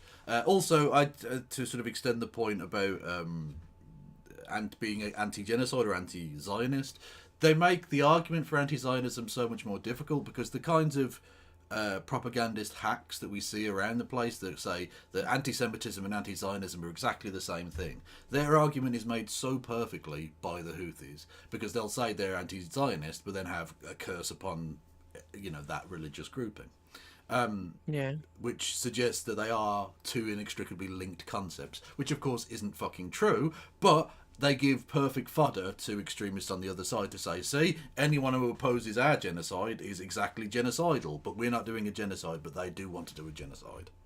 Yeah, the Darvo shit that they're doing. It's also worth pointing out, Socialist Frog's really good comment there. Insane when Rivka Brown tweeted, "Hearing a new chant today," and some people piled on and said Navarre media supported terrorism, like she's a journalist tweeting news about the protest that she was at. Yeah. And I'm just like, when did she ever say that she supported it? Yeah. Anti-genocide in a limited and specific way, it's true. Yeah. And also well pointed out in the YouTube chat, if you destroy communism, then the reactionaries become Houthis. They obviously would be correct to be angry. I was in the YouTube, in TikTok comments from a video that I was watching, explicitly saying, the Houthis are the creation of Israel and the magic has turned against the magician. The creation of the United States, rather, sorry, not Israel. People, this is why they always, I mentioned this on stream as well, it's why the Houthis are always described as Iranian-backed, because that implants in people's mind. Yeah. Even if it's true, because it is true, they are backed by Iran, both militarily and financially. But it implants in people's mind that these terrorist groups spring up because the proxies have given them the money, and they are not indeed grassroots movements that spring up in response to West interventionism that Iran partners with as an alliance of convenience because they share an ideology. But if you just keep saying Iranian-backed, it just makes you think, oh, well, Iran just have proxies everywhere that they've created, when no, Houthis were created by American interventionism. And it never works the other way around. We never hear the US-backed IDF. Oh, exactly, yeah, exactly. Even though without the American money, the IDF and Israel would crumble in a heartbeat. The Australian-backed Indonesia engaging in genocide in East Timor, for example, that was never the phraseology people used. No. Yeah, the US-backed fascist government in South Korea. No, they stand for democracy. Yeah. Life, liberty, and the pursuit of international shipping. It's in the Constitution, okay? They have been on the receiving end of from Saudi Arabia for many years. The perceived wisdom would suggest that they are perhaps not just content, but maybe even quite happy to be on the receiving end of American bombs. And it is in that context that that poses an enormous question for all of us in this House as to what comes next. If, as has been suggested through their actions over the course of the last 12 hours or so, the message which we sought to send has not been received, then what do we intend to do? What is the plan? What is the Prime Minister's strategy? Will he come to the dispatch box and, unlike his predecessors in relation to Middle East conflicts in Iraq and Afghanistan and Syria, lay out when and how far he is willing to go in relation to military action? Because quite clearly, we need to... Well, no, he won't do that. They'll do the same thing and say, what, you want me to reveal our plans to our enemies? It's almost like you might as well go and join the Houthis, you terrorist scum. Is what they'll do. It's worth pointing out again, there's a good point in YouTube chat there, that their progenitor group Houthis was supported by Israel and USA as a bulwark against the Arab nationalists in former South Yemen. So it's just fucking Taliban all over again. It's literally Operation Cyclone all over again. The with brave the fighters of the Mujahideen / Houthi / ISIS / whoever else, yeah, Hamas, ISIS, Hitler, Boko Haram. But like, it's incredibly frustrating. I just really am waiting for somebody. I was watching a clip from the Patrick Bet-David podcast that came up on my TikTok feed. Not because I like Patrick Bet-David, but because Bassem Youssef was their guest, debating with Patrick Bet-David's co-host around issues regarding what's happening in Yemen. Oh, yeah. And the discussion was around, well, what countries would you feel safe to travel to, Bassem? And he was like, Egypt is one I wouldn't feel safe. Would you feel safe in Afghanistan? No. It was yes, because the Afghanistan have given themselves up to the Taliban. I'm like, no, the United States funded them. I did this. My favorite story about Afghanistan and the Taliban is that the explicit cleric, a leader that was backed by the United States, which is Gulbuddin Hekmatyar, who was one of the more radical of the Islamists that was given weapons during Operation Cyclone, was so far right, so radical in terms of his Islamism. When it came to the time in which the PDPA had been defeated, and there was a potential for there to be democratic elections and a new republic created in Afghanistan after the fall of communism, there was an agreement signed in Peshawar, Pakistan, between groups of Mujahideen for there to be new elections held and for a republic to be created, an Islamic republic. And Gulbuddin Hekmatyar said that there shouldn't be one and continued military action because he wanted dictatorial control over Afghanistan. And he was advised by another Islamist cleric at the time to sign the Peshawar Accords and for there to be a democracy. The person who advised him not to do that, can you guess who that is, Kevin Logan? Would it be the American president? It was an Islamist. Barack Obama. It was fucking Osama bin Laden. So the person who was the main guy who was backed by the United States in Afghanistan who refused to sign the Peshawar Accords was too right wing for Osama bin Laden.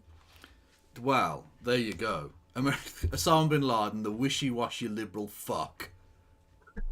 Wanting to have there be an Islamic Republic formed democratically as per the Peshawar Accords. No, not radical enough. The US backed Gulbuddin Hekmatyar. True. Fucking cock, bitch. Ugh. To understand his government's in fact, you're invited Hekmatyar to London as well. This conflict, well, of course, because we cannot have an Osama bin woke. Exactly. Well, of course, George W. Bush, as governor of Texas, literally invited the Taliban. There's footage of them strolling around with him in Texas. Amazing. There is indeed. What's interesting as well, despite the fact that Hekmatyar was invited to London, actually, the Hekmatyar's Mujahideen group actually didn't get that much funding from the UK under Thatcher. Again, like the America, because the Reagan administration was again so right wing that even Thatcher thought, all that money to Hekmatiyah's Mujahideen group, probably a little bit far. We'll give ours to Jamaat Islami, which was the more moderate faction of far right Islamist Mujahideen that the UK gave weapons in aid to. Fair enough. Margaret Thatcher, politically correct. It's a shame. Again, Margaret woke her, more like. Exactly. Escalation, which leads to 7 further bins Laden. regional instability. And of course, whilst we would all agree, quite rightly, that we should not fall for the Houthis' narratives that this is directly related to the conflict in Israel and Gaza, we cannot escape from the fact that a ceasefire in Gaza is essential for that wider regional stability. And finally, Mr. Speaker, whilst the Prime Minister has sought to defend his decision not to come to the House last week, it is quite clear that this House should have been recalled. It is what the public would have expected, and I would urge him to do better in future. Prime Minister. Well, Mr. Speaker, can I thank the honourable gentleman for his comments about Ukraine and support? Why should parliamentarians have to give up their weekends? Really? True. They had stuff to do. Like, I mean, some of them had shopping. 1 or 2 of them were playing polo. Like, come on now. And the thing is, as well, is that they know that the debate would have not lasted very long, and the vote would easily have been won by the government. Yeah. Like Labour would have backed it, and the vast majority of Tories would have backed it as well. But there was all that would have been a confirmatory vote. Yeah. But And to be fair, but that's too much for these people. But I don't. Yeah, exactly. But there should be. Like, it should be stated. And again, Keith should pass the law, which he refused to even suggest he was going to do, which means it isn't going to happen. Military action requires parliamentary authority. That should happen. There should be a principle laid down in law that, like, I mean, there is obviously the argument of immediate, like, defensive action, etc., etc. But literally as soon as that takes place, there should be Parliament should sit and fucking discuss this shit as the elected representatives of the people and decide whether this is okay or not. It's even if it is just a kind of fait accompli and it was going to happen, and obviously the vast majority of these twats in Parliament were going to vote for this shit, they should be made to do so. They absolutely should be made to do so. Yeah. Put it on record. Get these pricks on record. So when eventually this turns out shit, it might be 20, 30 years' time, we can look back and go, oh, these motherfuckers voted for the brave fighters of the whatever Mujahideen equivalent will be that will rise in the place of this. Because this is what happens. When you radicalise people, even bigger monsters arise. Yeah, just continually creating power vacuums everywhere. Like, let's depose the totalitarian, but at the very least secular government of Iraq. Oh no, we've created ISIS. They filled the power vacuum that we left. And it's like a bunch of these people, like ex-government ministers from like Saddam Hussein, who thought, I know, I'm just gonna curry favour with the Islamists because I know they're gonna take power, and then it just turns into fucking Islamic State. It's bullshit. Yeah. Let's get rid of Muammar Gaddafi. Oh no, we've got literal slave markets. Oh, who saw that coming? Everyone saw that coming. Why did you keep destabilising these fucking places? And again, just for any dickheads watching, no, I don't support Muammar Gaddafi. No, I don't support fucking Saddam Hussein. There are ways in which you can gradually move a society via soft and hard power towards a more democratic, more stable and free society. What you shouldn't do is just bomb them into rubble and then hope that things work out. Because they won't. Yeah, especially not when you've lied about the presence of weapons of mass destruction. Yes. Alistair. Yeah. True. For our approach. With regard to the future, obviously won't speculate on future action. What we conducted was intended as a single limited action, and of course we hope limited in communities will now specific step way back and end every time. their reckless and destabilising attacks. But of course, Mr. Speaker, we will not hesitate to protect our security and our interests where required, and we would of course follow the correct procedures, as I believe we did so in this case. And although the honourable gentleman is right to ask questions, but we should also recognise the risks of inaction. Because doing nothing would absolutely weaken international security. It was fine and the for rule of 2 law. weeks, It wasn't would it? further damage the You've been doing fuck all about Israel for months.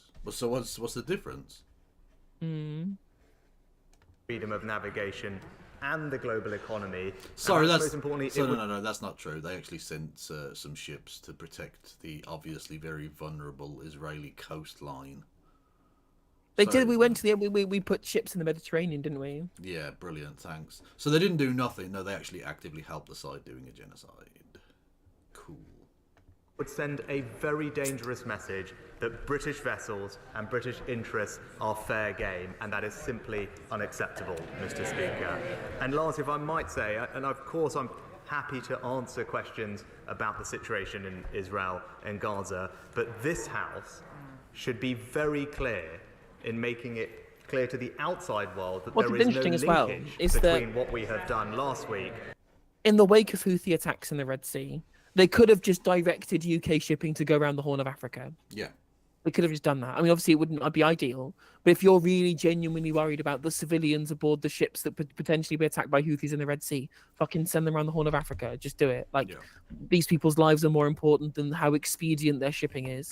Yeah. But of course, that wouldn't be used as fait accompli to be able to, or casus belli, sorry, to start military conflict with Yemen. Yeah. Well, exactly, and that's the point. Is that the point that was made earlier by yourself about what's more important, international shipping or Gaza and children? Well, the same is true, of course, in Yemen. What's more important, the safety of the people of Yemen, or us having goods at the price that we want? It's that's it couldn't be more obvious to the people of the Arab world that the outside world fucking doesn't give a shit about them. Or actively hates them. The better people don't give a shit about them. Most of the governments actively despise them, it seems. Also, Matt Links saying that bombing coastal radar stations and missile launch sites is distinct from regime change. I agree with that. Obviously, I think you're right, and what we're doing now is far less egregious than what was done in places like Libya and in Iraq. But there is still this continued idea of risks of escalation, and that's what we're worried about here. And of course, the potential killing of civilians. Again, luckily, there's been no reported deaths of civilians yet at time of recording, but there's always the potential for that to increase.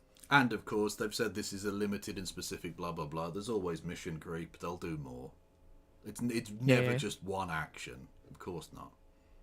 True. And the situation in Israel, Gaza. This was a specific action in self-defense against the Houthis, who are conducting illegal strikes against innocent civilian shipping. And that has nothing to do with what is going on in Israel, Gaza. And we must never let anyone think that this House believes that there is. Richard Drax. Thank you very much, Mr. Speaker. Can I commend my right honourable friend, the Defence Secretary, for his excellent and wide-ranging speech this morning. He rightly pointed out Just the one with the face slavery dangerous links. times. I'm not sure. And can I ask my right honourable friend, the Prime Minister? Let me Google it. I don't want to make an While it's accusation important without having it being how we founded spend by a defence- source. Yeah. Well, there's one of them that Richard definitely does, Drax. and you're just like, well, maybe this is just game representing game. It's like actually no, the Houthis Oh, yeah. are cool. The very first result. Richard Drax, Jamaica eyes slavery reparations from Tory MP. Richard Drax says his family's historical role in the slave trade was deeply, deeply regrettable. That's okay then. We'll let it go. I hate to invoke Family Guy, but it's just there hasn't been. There's the joke with the cutaway joke where there hasn't been this much tension since the slaves were freed, and it's just a cut to some the time of the abolition of slavery. Just a white guy and a black guy going, so you're free to go, but we're cool, right? Yeah, we're cool. We're cool. Defence money. It is vital and without doubt that defence needs a lot more money, more than 2.5%. Yeah, we need more money on spending. Again, Unfortunately, Richard, there is no magic money tree outside of the people being treated like chattel, being taken from Africa to the Caribbean. Nobody you related to has ever done that, have they? No, it's fine. No, it's fine. The magic money tree is the human leaves of West Africa. that you. I mean, to be fair, like even to this day, even if it's not actual slavery that's being done, the magic money tree is literally all of our colonial pipelines and an equal exchange that we've been engaging in for all this time. Woo! Neo-colonialism, baby. Poop. Woo! And these arbitrary targets, if our brave men and women are going to fight a sustained conflict in the years ahead. Prime Minister. Well, Mr. Speaker, I agree that the Defence Secretary did make an excellent speech earlier, and in that speech he highlighted, as I did, that defence spending has consistently met our NATO obligation. We've been the second largest defence spender in NATO. There wasn't this much tension. And in the last settlement, defence received... Of course someone found it. Why not? Fuck it. Well, apparently he still owns Drax Hall Estate in Barbados and is still profiting from it. Of course he does. Would you look at that? And when the slaves were freed. Okay, so you're free to go. But we're cool, right? Little. There wasn't this much. True. And that's basically how the liberals see it. Yeah. It's like, well, that we did oopsie whoopsie, we did a fucky wacky, but you know it's all been sorted now. Let's forget it. No wide-reaching historical ramifications that have lasted to present day whatsoever. But in Britain, we've established liberal norms, and that's what matters. But in Britain, we did the even worse thing of, like, in America, they just freed them, and that was it. Whereas in Britain, we went, well, it is their property, and we wouldn't want to take it for them for nothing. So you know what we'll do? We'll pay for them, right? We'll give the slave owners money, which we will literally be paying off for the next 200 fucking years, and we'll essentially, it'll become our property, and we can just free them, and then it's fine. Yep. And they literally did that because Britain is the cockiest nation that's ever existed. The largest increase of £24 billion since the end of the Cold War, because my friend is right, the threats that we face are increasing. It's right that we invest to protect the British people against those threats, and that is exactly what this government is doing and will continue to do. Ed Davey. Thank you, Mr. Speaker. While not having a vote in this House is regrettable, Liberal Democrats support limited strikes against the Houthis to open... No one cares. You're the Liberal Democrats. No one gives a fuck. Yeah. How about you talk about your role in the post office scandal? We'll forget Tony Blair, though. We'll forget Peter Mandelson. We'll forget Stephen Timms. We'll forget every single post office minister from 2014 to now, because those aren't from the yellow team who the Times wants to attack in their op-eds, in their journalism that they do. I can't believe that the right-wing press is so fucking awful and shitty that I'm sitting here having to defend Ed fucking Davey. Well, to be fair, Ed Davey does have more blood on his hands than the current strikes in Yemen, apparently. So, you know, there is that. Sorry. Oh, hang on. No.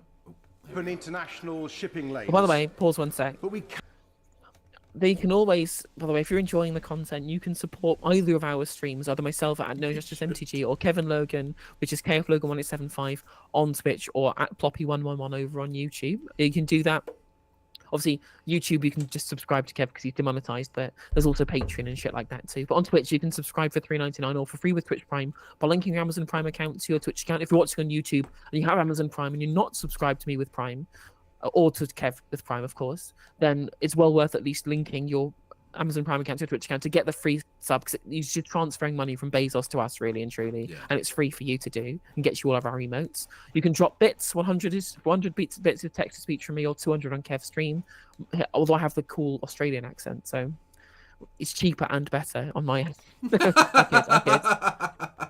But also, of course, on YouTube, you can become a member for 99p. It literally is cheaper than a can of Red Stripe for all of my emotes static and all of my archive live streams. You can gift memberships to your fellow watchers on YouTube, which you can also, by the way, I'd like to point this out for all members, you can use my emotes in YouTube comments as well as in the YouTube chat. So I highly recommend you continue using my emotes if you can do, so let everybody else know about what their membership perks are. And you can always super chat on YouTube as well. I read out all super chats on stream.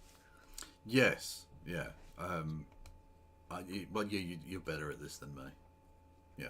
But yes, give both me and Kev money. This is our job. If you want us to continue making content, we need money to buy food. Or if you give me lots and lots and lots of money, I will stop. If you give me £1 million, I will stop. It's true. It's true. You know, no matter whether you love us or hate us, there's always a reason to give us money. Exactly. You can. I will accept hate dollars. I don't care. Cannot lose sight, Mr. Speaker, of the fact this region is a tinderbox. Attacks on US soldiers in Syria and Iraq, the terrorism of Islamic State in Iran, the rockets of Hezbollah, the Israeli drone strikes in Beirut, all stemming from the horrifying conflict in Israel and Gaza. So can the Prime Minister set out... Israel bombing hospitals? Anyone? No? Okay.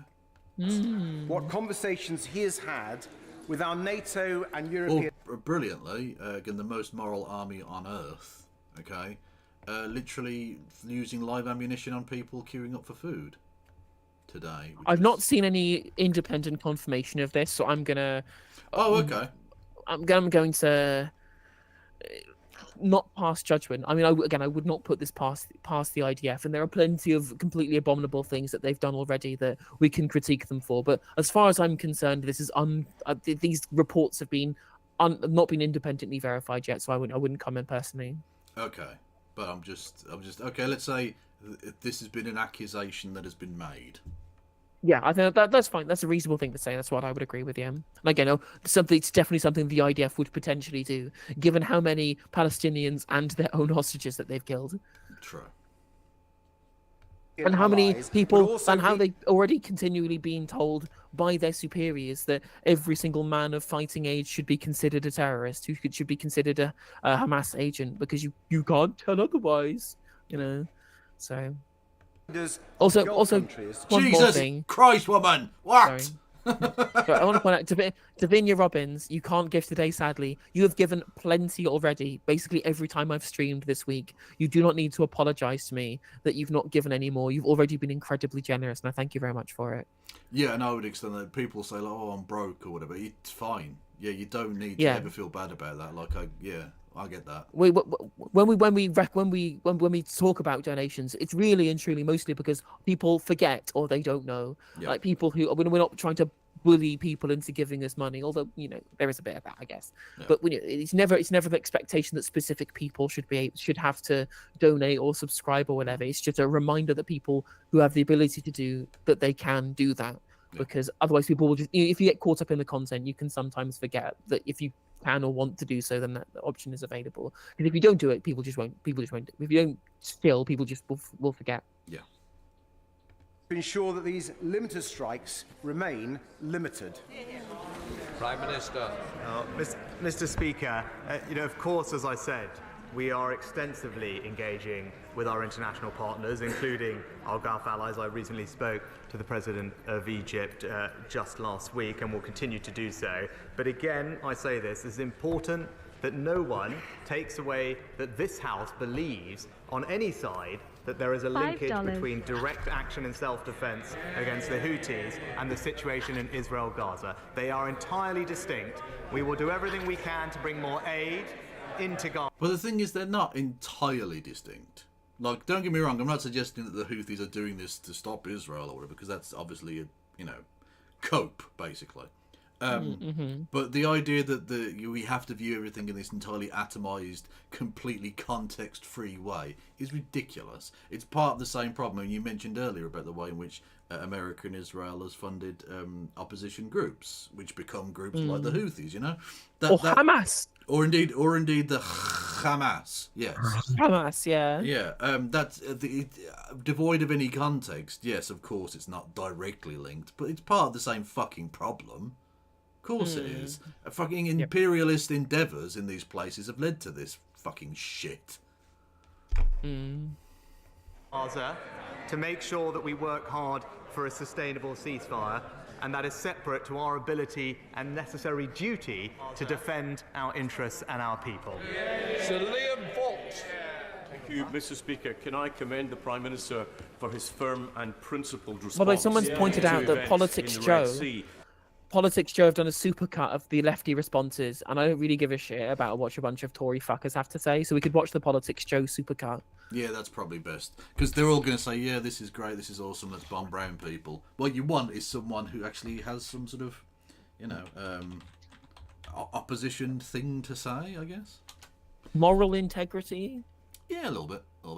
Okay. Oh, Jumbly Crumbles is on the thumbnail. Oh, it's going to get anti-Semitic. And we've already had all the party leaders now, so all of like the big guns in terms of statements that we disagree with have already been gone through. Right? We don't need to rerun all of our opposition, all of our position to the establishment parties again. True. Let's flipping go. Is it going to go? Can I ask the Prime Minister this? In that region, there are 17 million people living in hunger. He's not Labour and though. He's food independent. shortage. True. Politics, Joe. We've had years of bombardment of the people of Yemen by weapons supplied by Britain from Saudi Arabia. And we have this dreadful conflict going on in Gaza where there are 30,000 people dead or missing. Where is the comprehensive plan by the Western nations to try to bring about a comprehensive peace across the whole region, rather than pumping more and more weapons and money in to more and more conflicts, which will get worse? Does he have any hope for the future that there will be a lessening of conflict rather than the present very rapid increase in it? Well, Mr. Speaker, I do have hope, and that's because as we and others take action to degrade and disrupt the capability of those who are malign actors in the region, that will actually give the space for positive voices to build the peace that all of us want to see and to allow everyone to live side by side with dignity and security and opportunity. The original pointed out some of the humanitarian strife that people are suffering. As I pointed out, we should be proud in this House of our record. We have committed over £1 billion of aid in Yemen since the conflict began in 2014. As I said, we are currently providing food to at least 100,000. Because when life gives you lemon, you give Yemen aid. Yemen aid! Come on again, now! It's all of this. Oh, we've been providing load of aids to Gaza, and yeah, okay, so they can have full stomachs when the Israeli fucking blow them to bits. Yeah, not ideal. 1,000 people every month, life-saving healthcare to 400 facilities, and it's worth pointing out that Yemen is entirely reliant for food on imports largely by sea, and the Houthis' attacks are actually serving to prolong the humanitarian suffering that Yemeni people are seeing. It's disrupting the very supply of the food that both he and I and everyone in this House would want to see delivered to those people. Thank you, Mr. Speaker. 71% of the British public want a ceasefire in Israel-Gaza. That's according to a latest YouGov poll taken just last month. Yet last week the government launched airstrikes in the Red Sea, an escalation of the situation in the Middle East. I understand that the government may not have been under any constitutional obligation to take a parliamentary vote on this particular military action, or indeed abide by a result of that vote, should it have even decided to take one. But does the Prime Minister believe he has any duty towards, the government has any duty towards the British public when making such decisions, and to the parliamentary community who represent the British people in building any political support for this military action? Good statement. So Mr. thank you, Speaker, Ben. the leader of the opposition. Thank you, made Ben, the for the 10 point in gifted. Yeah, she made a very good, very powerful point. Yeah. His remarks, rightly, that we need to make sure that malign actors elsewhere would not try and distort what we have done for their own purposes. But I would gently say to the Honourable Lady to conflate and link our action against the Houthis with the situation in Israel-Gaza just gives ammunition to our enemies. Ironically, I think in terms of proportionality and justification, ironically, I actually think that what we are doing in Yemen probably is probably more proportional than what Israel is doing in Gaza. Oh, undoubtedly, yeah. We are better than genocide, right? That's what Rishi Sunak isn't as bad as Benjamin Netanyahu. Wow, I've said something that the lowest bar has been crossed. True, but he's doing the thing that I said they would do. Anyone who opposes any military action to any degree in any way always has this thing thrown at them. You're enabling the bad people. You might as well go and join them. You're as bad as Hitler. It's the same fucking playbook every time. I literally saw someone saying, "Well, how can you say things in support of the Houthis?" I'm like, "When these are you feminists supporting the Houthis when the Houthis do women's slavery?" I'm like, "Yeah, we don't like that they do that. Like we think that the Houthis are bad people in the things that they believe and the ideology that they support." But what we would say is that, you know, if they're going to take actions to try and stop a genocide, we should stop the genocide to stop the actions. Like, it's really fucking simple levels of like cause and effect utilitarianism. Or the Michael Rappaport shit about like how can the LGBTQ support Palestine? You know, they don't like gays in Palestine. Okay, I still don't want them blown up. Actually, like this, unironically doing the NATO gay marriage is non-negotiable meme. Yeah, exactly. Yeah, true. Oh, people in chat want me to show you the seductive Che Guevara thing. Do it. Oh, okay. It is funny though, to be fair, but it just seems inappropriate given the subject. Anyway, right. Is it going to load the fucking screen for me at all? What? Why is the internet being shy now? There we go. Now. Apologies. I don't know why he's doing this. Right. Che Guevara's good looks and charm often made him difficult to interrogate. How can you justify these untruths? How can you justify your deep blue eyes? Oh, well, no one's ever really commented on my eyes, so... Anyway, let's get back to you lying on me. News reporters were also distracted. Kevin, how are the protests in Cuba? Guevara worked up a sweat with a passionate speech. The sweat trickled down his chest, leaving him oiled like a baby otter. Right, but the protest itself... Sorry, yes, ran smoothly. As smooth as his pec. Kevin, apologies. The protest was tightly organized, like a sweaty butt. We're going to go to the weather now. Able to get by with just his hotness, Guevara put less effort into his politics. What is your economic policy? My policy? Yes. Well, it's simple, baby. My policy is you cannot put money in the sea. Okay, baby.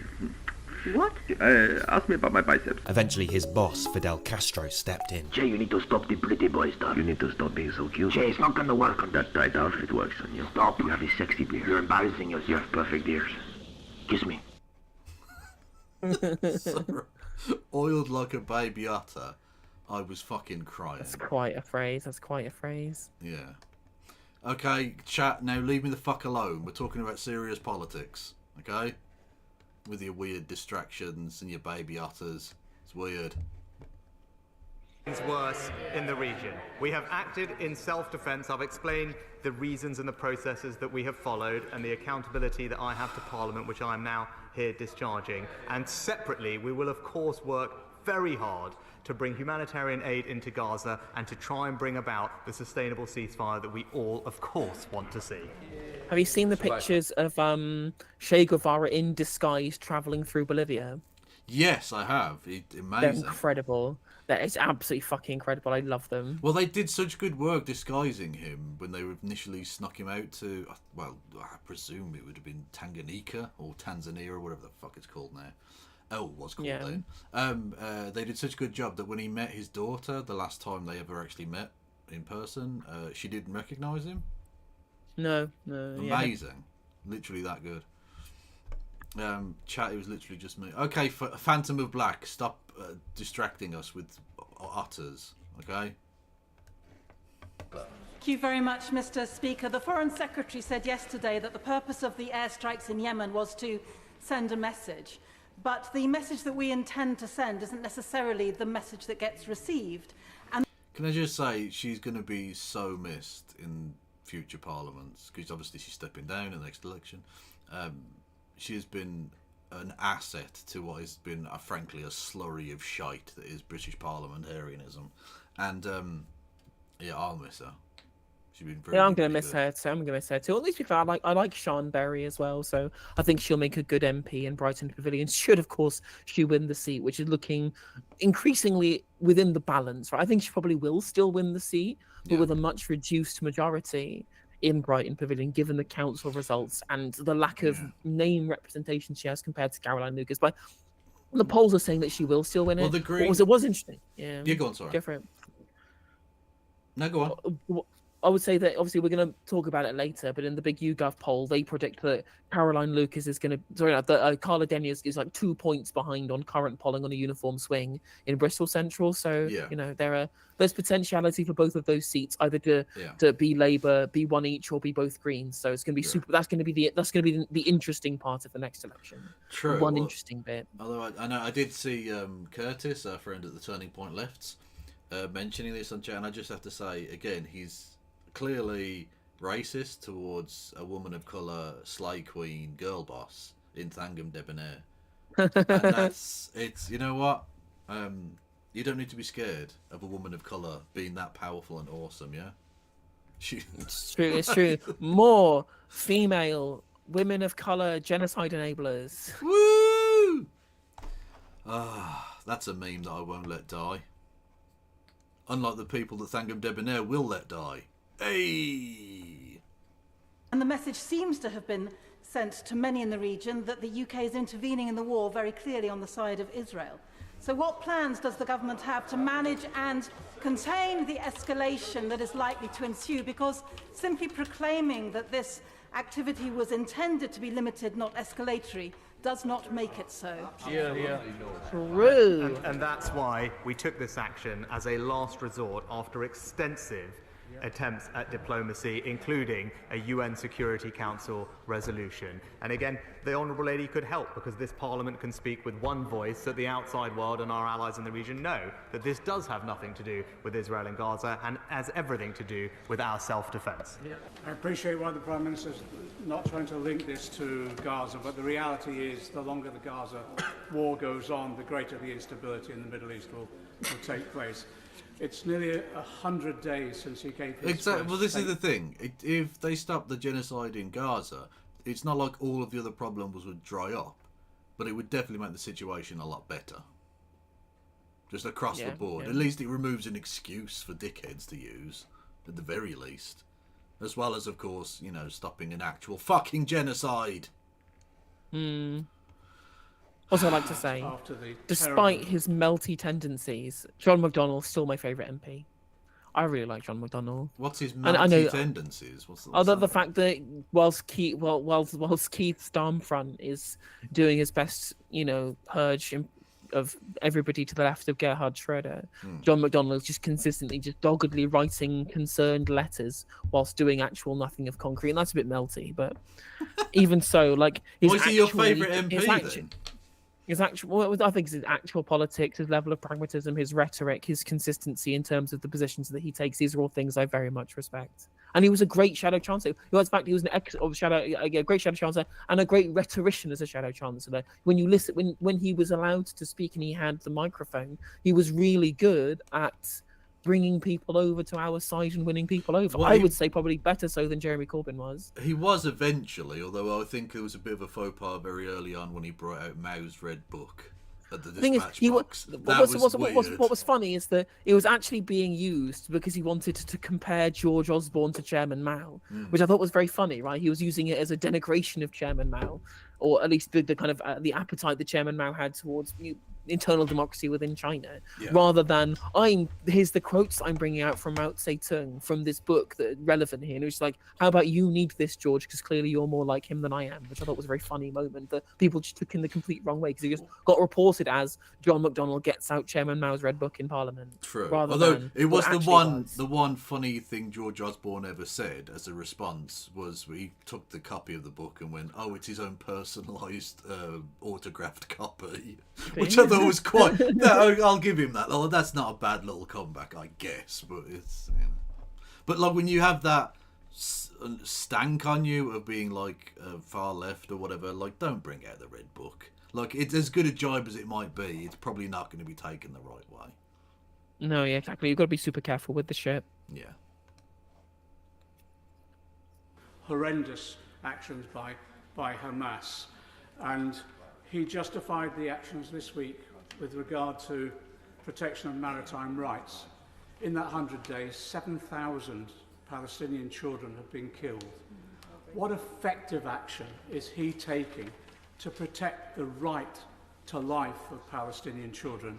And what effective action is he taking to prevent what is in reality the indiscriminate killing of Palestinian children by the Israeli Defence Force? Thank you for the raid, Hildebeest. Welcome, everybody. Please refresh your streams.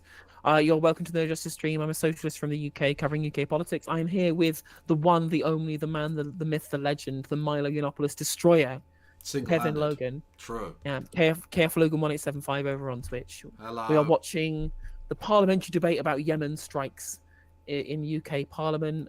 Thank you very much, everyone in my chat. Go and follow Hildebeest, Canadian political and variety content creator. I highly recommend it.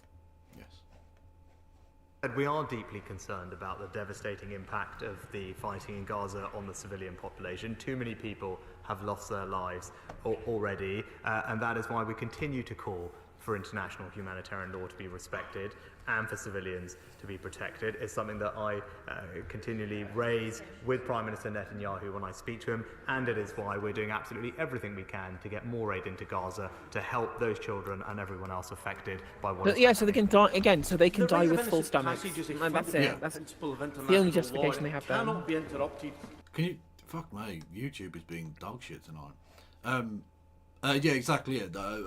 Giving money to them and then destroying everything about the society in which they live doesn't really help.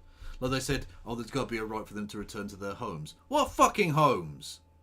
They've literally bombed all of their homes. What? So much civilian infrastructure has been obliterated in Gaza that the UN have decided to create a new term, domicide, as in the mass destruction of domiciles. Yeah. Explicitly to describe Israel's action of civilian infrastructure destruction. That's how much they've destroyed. But did you know Sir Keith is planning to get rid of the non-domicide tax? By non-state actors. And although he may wish it wasn't the case, international law isn't a menu. It comes as a package, and we cannot pick and choose what bits we want to uphold and what bits we want to ignore. So the Prime Minister unable to see how ignoring Israel's egregious breaches in Gaza while purporting to act in defence of it in Yemen actually undermines international law and the rules-based order. Yeah. True. Fucking excellent point. That's the point that needs to be made over and over.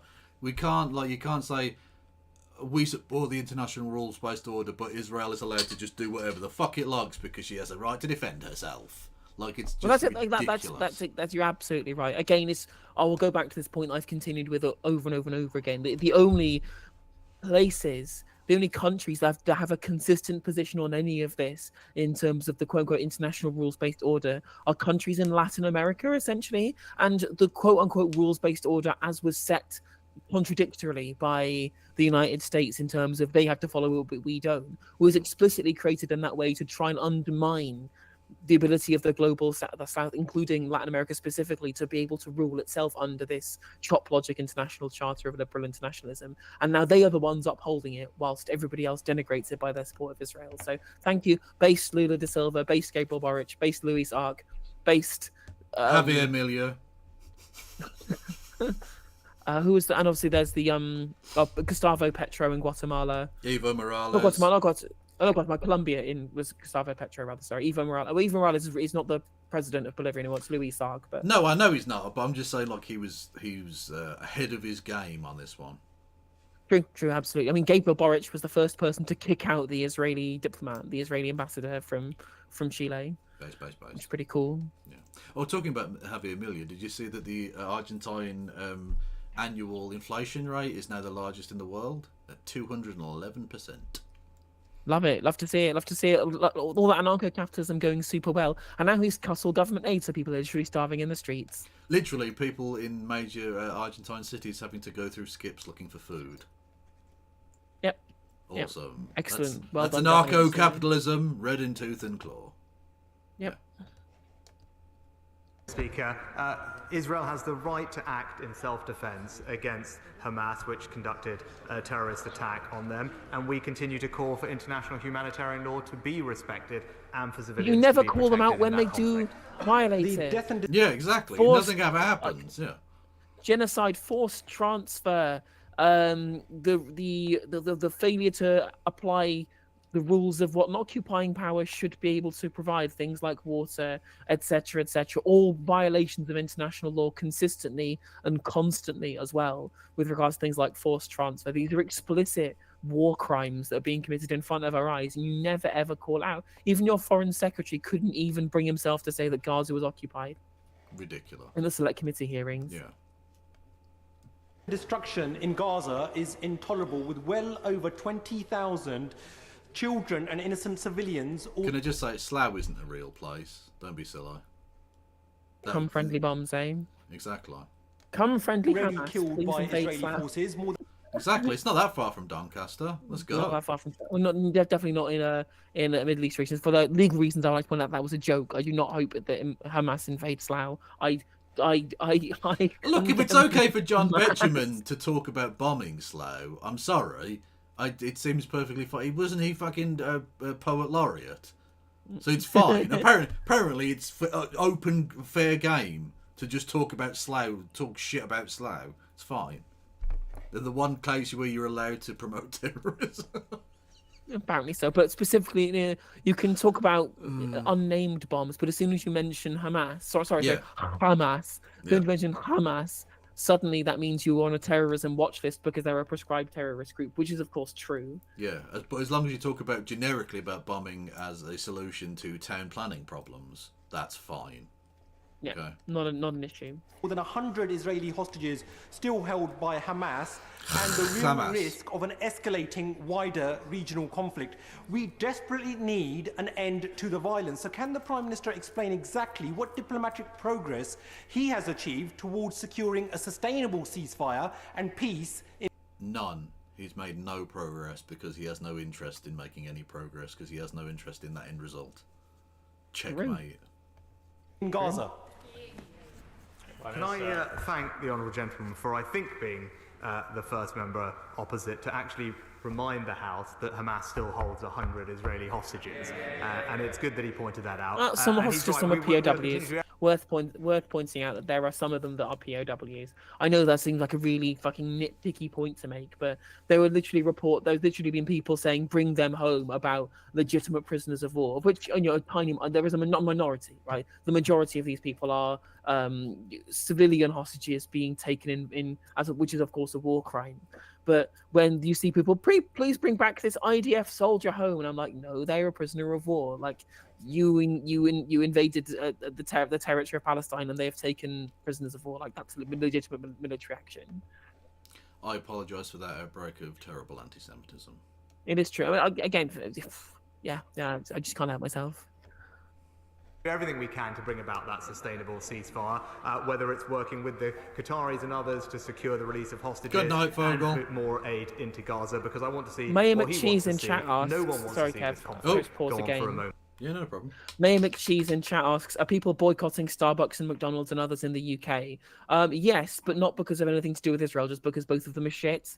Yeah, yeah. I mean, I continue to also boycott the eating of human shite on the same basis of... Also we have Costa. Like, we don't need to go to Starbucks. But it's worth pointing out that the McDonald's boycott's kind of pointless because it's a franchisee that's franchised rather than a chain. So the fact that Israeli McDonald's were supporting the occupation and the IDF doesn't mean that McDonald's as a corporation does, because the franchises themselves are technically independent businesses. Although that would be really interesting to see what McDonald's would do on a worldwide basis if there were places that had like pro-Palestine stuff going on at McDonald's.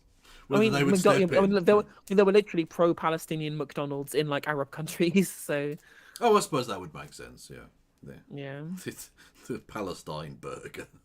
God. Hamas nuggets? No, that's too much. Moment longer. It must be a sustainable ceasefire, and that's what we will work hard to bring about. Thank you, Mr. Speaker. Past mistakes in the Middle East should have taught this House that military intervention starting out as limited can quickly escalate, risking a sequence of events far larger and more terrible, and risk even dragging us into war. It is for this reason, according to reports in the Times, that Foreign Office officials were, and I quote, incredibly nervous about last week's military assault in Yemen. Driving the region's instability is Israel's horrifying assault on Gaza, which has now lasted more than 100 days. So rather than giving Israel the green light to continue its brutal bombardment of Gaza and risking a wider conflict, will the Prime Minister seek to de-escalate the situation and call for an immediate ceasefire? No, he won't. Prime Minister. No, he will continue he will continue supporting the would do well genocide as to he call does indeed. Yeah.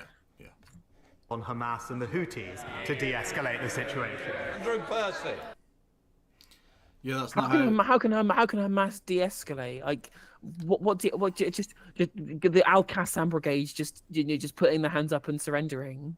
Yeah, pretty much. I think. Yeah, just And is that what they expect to capitulate and do? get slaughtered, and then they take over all of your land.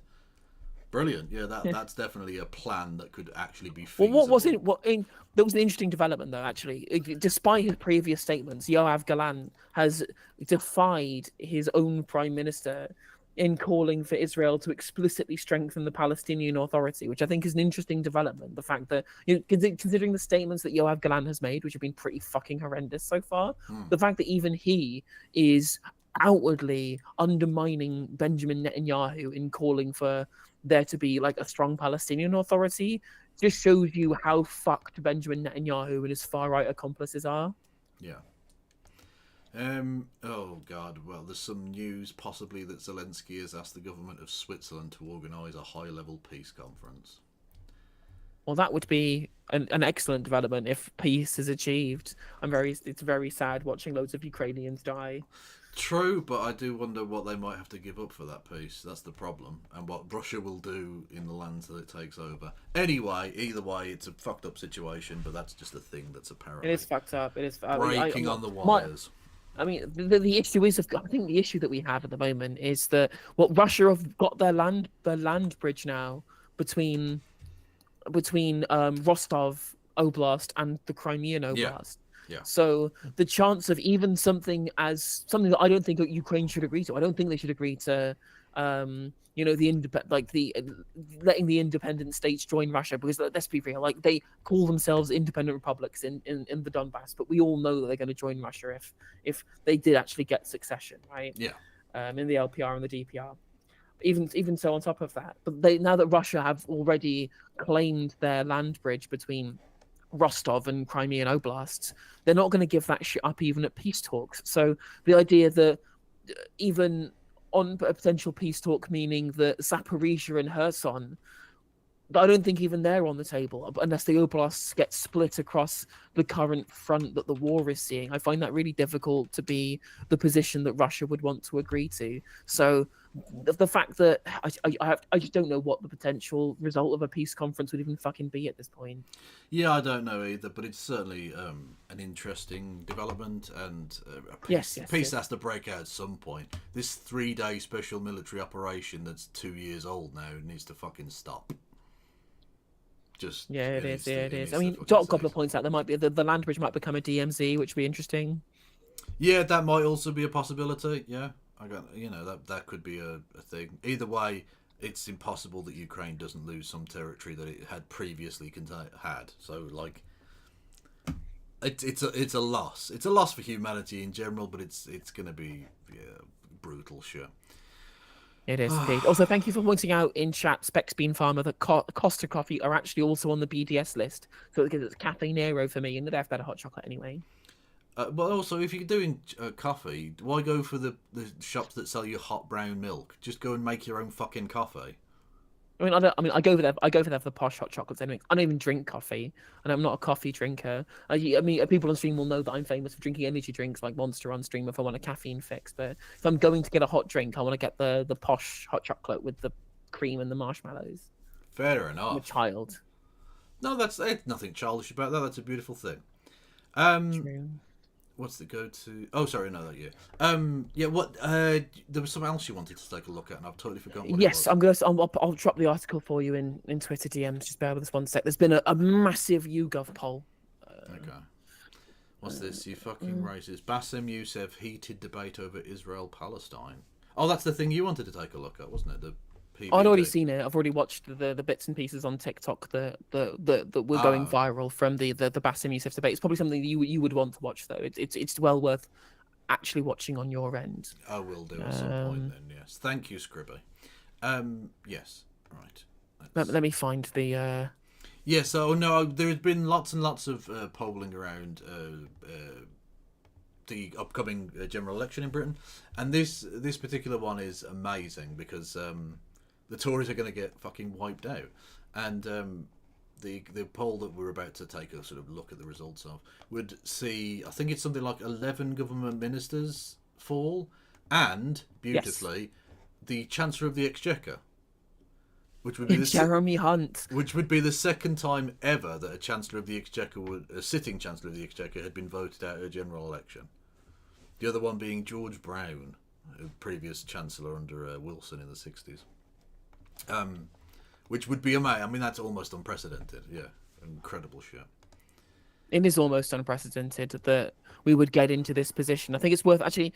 I hate posting the Telegraph, but I think the Telegraph had they were the first people to publish this particular poll with some breakdowns of what's going on here. What's interesting as well, I think, about this poll, that's showing, I think, the Tories on 169 seats, and it shows the Labour Party on 385. Yeah, it's a bigger victory than Boris Johnson's in 2019. Mm-hmm. It shows the Tories on almost the same number of seats they would be in 97. I've posted the article in Twitter DMs, by the way. Okay. So it shows the Tories getting absolutely complete, and this is a routing. So I've described it in my stream. This will be a rout of the Conservative Party with huge numbers. The entirety of the North essentially becomes a Labour constituency at this point. Yes. All of the North. Yeah. So. And there we go. There you go. Do you read the article? Okay, 1 second. So there's the map again. Like you say, that northern wall has been re-erected in quite a dramatic way there. But the thing is, not just the northern, not just the red wall amongst like the northwestern and like northwest Midlands seats, but also you can see a gigantic number of seats in previously a very Tory rural area of the north in Cumbria, and moving across those kind of seats between Cumbria and between the northeast, which has been a traditionally Labour area, and to be fair, still is a very Labour area. It didn't really fall like a bunch of the northern West Midland seats did. For any of my Yankoids watching who were thinking to yourself, Jesus Christ, look at that 2019, there are like 4 Labour seats. No. It's the same in America, right? You know, when you see the map and it's like mostly red, which means Republican, right wing in America, land doesn't vote. All of the blue bits there are like countryside nothing, okay? The red bits, the high intensity red bits are all like Birmingham and Cardiff and the northeast England, Manchester and Newcastle, where people actually live, rather than it just being fields and rich people. Yeah, exactly. I mean, we have the same urban-rural divide at this point because, again, they're very similar kind of demographic shift. It's worth pointing out, again, that just like in America, a lot of the younger generations, as university attendance ballooned, moved into university cities and then didn't move back because both Clinton and Blair and their accomplices in Thatcher and Reagan deindustrialized huge swathes of what you would be the Rust Belt in America, but what we would have a kind of northern manufacturing towns. And so there's no jobs left for anyone growing up there. So they moved to University City, which is already very Labour affiliated in terms of vote share, and just make it more Labour whilst allowing these rural constituencies that used to be Labour strongholds to go more blue. And had the Tories not screwed things up by having Liz Truss as leader and failing on the economy for however long that they have been failing on the economy, those seats were trending more blue over time. But they've now gone back to their roots after realising and doing part of the great noticing that they can make your house price go as high as possible, and that was in your material interest. But the whole of the country gets completely destroyed economically when you let the Tories in power for too long, and they've realised their mistake essentially. So this hugely, the Tories could theoretically have created this new situation, this new normal in terms of old red wall seats voting blue. All gone, over. They had one chance to cement a new political reality, and they failed miserably. Indeed. Forgive my ignorance, but oh no, there's no problem with the ignorance or whatever. America, the colours are different here, right? So blue is Conservative, red is Labour, which in theory is supposed to be left wing, but if you watch the red flag flying, if you watch our content, you will realise that the Keir Starmer Labour Party, the Keir Stormfront Labour Party, is not that. Orange is loyalist terrorists from Northern Ireland, but also in this case the Liberal Democrats, which are centre right dickheads. Yellow, they're centre right on the economy and kind of centre left on social policy. Yeah, exactly. They're wishy-washy twats. Anyway, they are literally the Democrats. Yeah, they're identical basically, in terms of policy platform to the Democrats. Yellow in Scotland in the north there is the Scottish National Party, who are the most left wing of all of the sort of major parties in the UK. And then the green bits you see in Wales on the sort of left hand pokey outy bit, that's Plaid Cymru, which is the Welsh nationalist / separatist party. But again, nationalism in Britain is much more post-colonial nationalism, i.e. wanting to break away from England. So it's a kind of left wing progressive nationalism, which is the case with the SNP and which it never used to be. It never used to be. For a very long time, the SNP were literally known as the Tartan Tories for being more right wing than the Tories on a lot of issues. What's interesting as well is I think there's a large portion of the SNP who don't actually believe that stuff, like the Kate Forbeses of this world, who essentially will agree because they realise they're in the minority in terms of anti-progressivism that they support, but because the SNP in some situations tactically take a position of social progressivism because they know that Scotland is the most socially progressive sub-region of the UK in terms of their overall political outlook, but economically and socially they're more progressive than England and Northern Ireland are. So if you wanted Scottish nationalism, you have to give up progressivism because you literally cannot win without it in Scotland. Which is why, as we're seeing now, they're losing votes to Labour, as we see in this poll. But on top of that, people who entirely vote on unionism being their foremost political opinion in terms of Scottish politics, they've moved from Tories to Labour because they're basically the same party at this point anyway. And you might as well vote tactically for whoever you think best defeats the nationalists in the SNP if that's your single metric that decides how you vote. In fact, that insofar so that Labour and Conservative councillors will join together to create coalition council governments in terms of local authority to keep the SNP out. That's how strong the unionism versus nationalism dichotomy So you end up in a very interesting situation where you have like Rangers fans having to vote for socialists and stuff in order to try and keep the SNP out. It's a very weird situation. Some odd bedfellows. It is. It's a really complex political topography which cannot just be explained by yellow equals good, red equals bad but used to be good, and blue equals bad, and orange equals whatever. To be fair, it's so complex. Blue does always equal bad, though. To be fair, it's never there are no good Scottish Tories. Well, the irony is that I think Ruth Davidson is probably less regressive than Keir Starmer is. That's how far things have gone in terms of it being more right wing now. But even though I hate Ruth Davidson anyway because she stopped Jeremy Corbyn being Prime Minister, essentially, it's. But obviously now we have Douglas Ross, who's like the complete scumbag, absolute garbage. Oh yeah. So that's worth pointing out there. But what's interesting is that this is a 14,000 person survey that YouGov have done here. It's the biggest survey of voting intention that's been done in quite a while. And the really key interesting thing that they mention halfway through the article very specifically, this doesn't include tactical voting. This is on uniform swing. This has been done based on, and also polling being done in certain areas. So they've got a more extensive understanding of how people vote where, as well as the uniform swing. Well, that makes it even worse then, For the Tories, exactly. Yeah. Okay. So, all right, I'll read it out. Fuck it. I'll read the entire thing. The Conservatives are heading for an electoral wipeout on the scale of their 1997 defeat by Labour, the most authoritative opinion poll in 5 years has predicted. The YouGov survey of 14,000 people forecasts that the Tories will retain just 169 seats, while Labour will swing to power with 385, giving Sir Keir Starmer a 120-seat majority, which is about the level that Blair had in 97, wasn't it? Blair had more than 400, I believe it was, which is obviously the result of Scotland but there were being less Labour than it used to be. There also were more seats in 1997. It's been reduced. It was it 650 now, and it was 720 or some ridiculous nonsense back in the day. Just around the kind of 700, I believe. Because what's interesting is that the Tories are going to, on this model that they've used, which it doesn't include tactical voting, they're going to have 4 more seats than they won in 1997, whilst there being fewer seats. So with tactical voting, you'd expect there'd be even more seats going against the Tories right now. I'd imagine so. Yeah.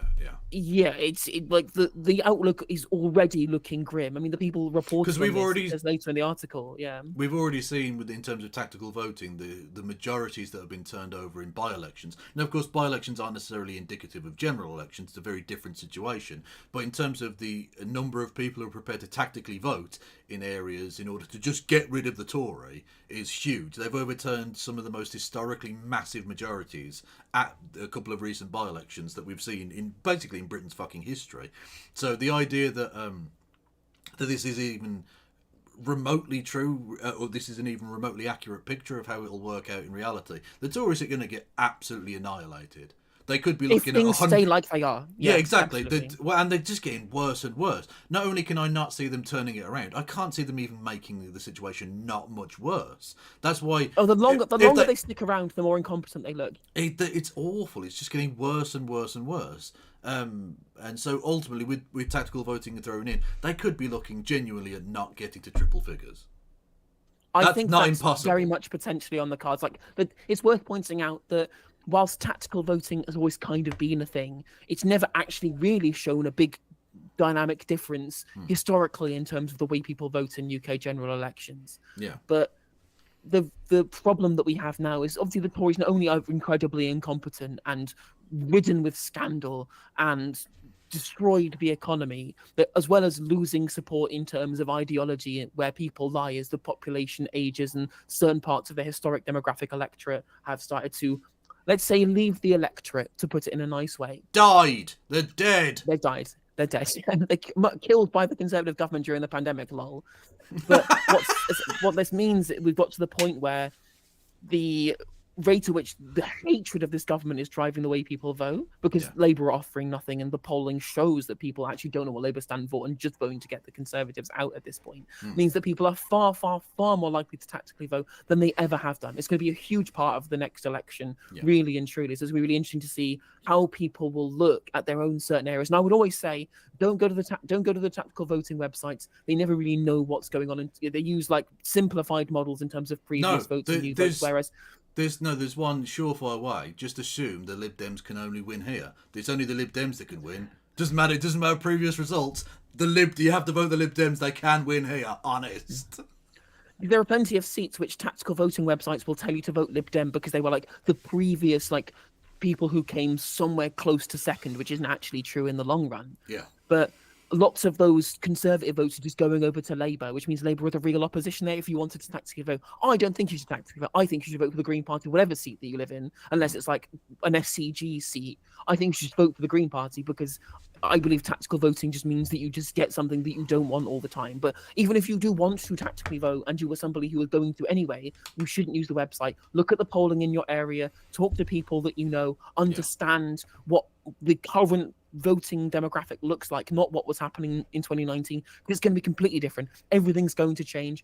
Any previous result in your area will not determine what's happening in the next vote. Look at the polling and see what you think the likely second place candidate is going to be. Or there's also this primary system that's been set up in this Southwest seat where they're going to have a local champion based upon a hustings where they democratically select whoever they think they're going to vote for to challenge the Tories. There's loads of things that you can do, but just going to a tactically voting website and then doing what they tell you to do, I really don't advise it. Yeah, Gamargo, I was joking about the Lib Dem thing. It's because they always say that in virtually every seat. Only the Lib Dems can win here. It's a lie. They lie all the time on their election. They do. They're literally being pounded for doing it already by, in their electoral leaflet that they put out recently, was quoting a Guardian article about voting for the Lib Dems tactically. Guess who wrote the Guardian article, the title that they're quoting from?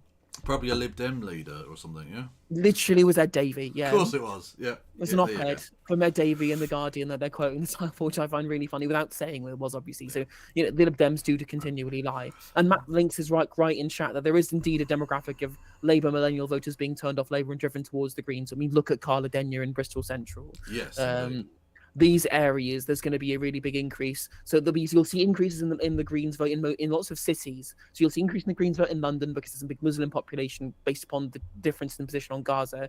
In places like same in Birmingham, I would imagine as well. Newcastle is a good place to look at, and so Liverpool as well. Yeah. Because people forget that we're not quite the Fox News 100% Muslim, but we are about 20% Muslim. There was the literally Gaza / Yemen / God knows where else we're going to bomb from now. Yeah. Into the So there, for example, there's a Palestinian local champion standing in Ilford North to challenge Wes Streeting, where 30% of his constituency is Muslim. Nice. I don't think that it will work. I think he'll still win his seat. Ironically, Wes Streeting had a tiny majority in 2015, which got increased to like 20% in 2017 under Jeremy Corbyn. Interesting. Yeah, and actually, it doesn't even matter if it makes the difference of unseating a person. The fact that they feel that threat in the same way that UKIP didn't get anyone elected, but they pushed the Tory party further and further right. If we can show you can't just get away with supporting genocide, you pricks, they might actually make them, when they're in government, think twice about supporting genocide. Do you see what I mean? We can try, hopefully, to drag the general tenor of the Labour Party in a more progressive direction. Hopefully. Exactly. That's why you say you should vote for the Greens, whichever constituency they're in. They'll definitely go to the election. You do not need a tactical vote because Labour are literally guaranteed to win. I've talked at length in other videos about why the Tories can't win, and basically all boils down to nothing that the Conservatives believe in can fix the problems that they've created. You need to have a left wing to their problems. Yeah. Because the problems have been created by the very things they believe in the first place.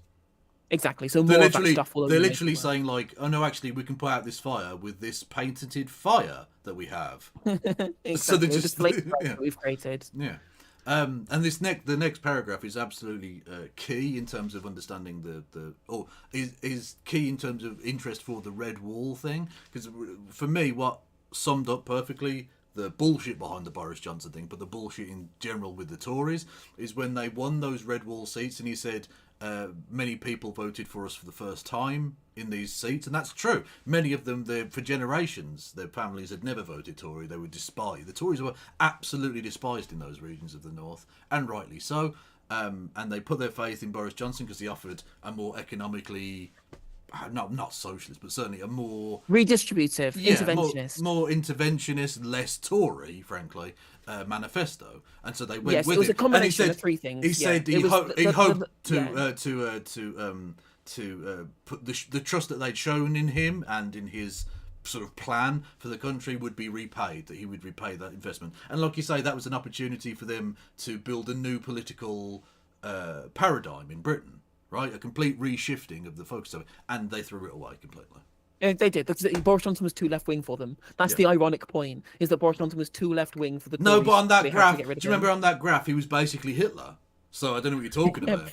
Floppy hair Brexit man bad, and when Brexit is an important part of it, like Brexit and their belief in Brexit in the north, because they were historically opposed to that. You think about the Harold Wilsons of the past, not recent past, the Harold Wilson's position in opposition to things like the common markets and things like that. Well, people forget, but Margaret Thatcher campaigned vociferously for us to join that in the 70s. Yep. One of the biggest champions, one of the reasons she became Tory leader, indeed, was her championing of that.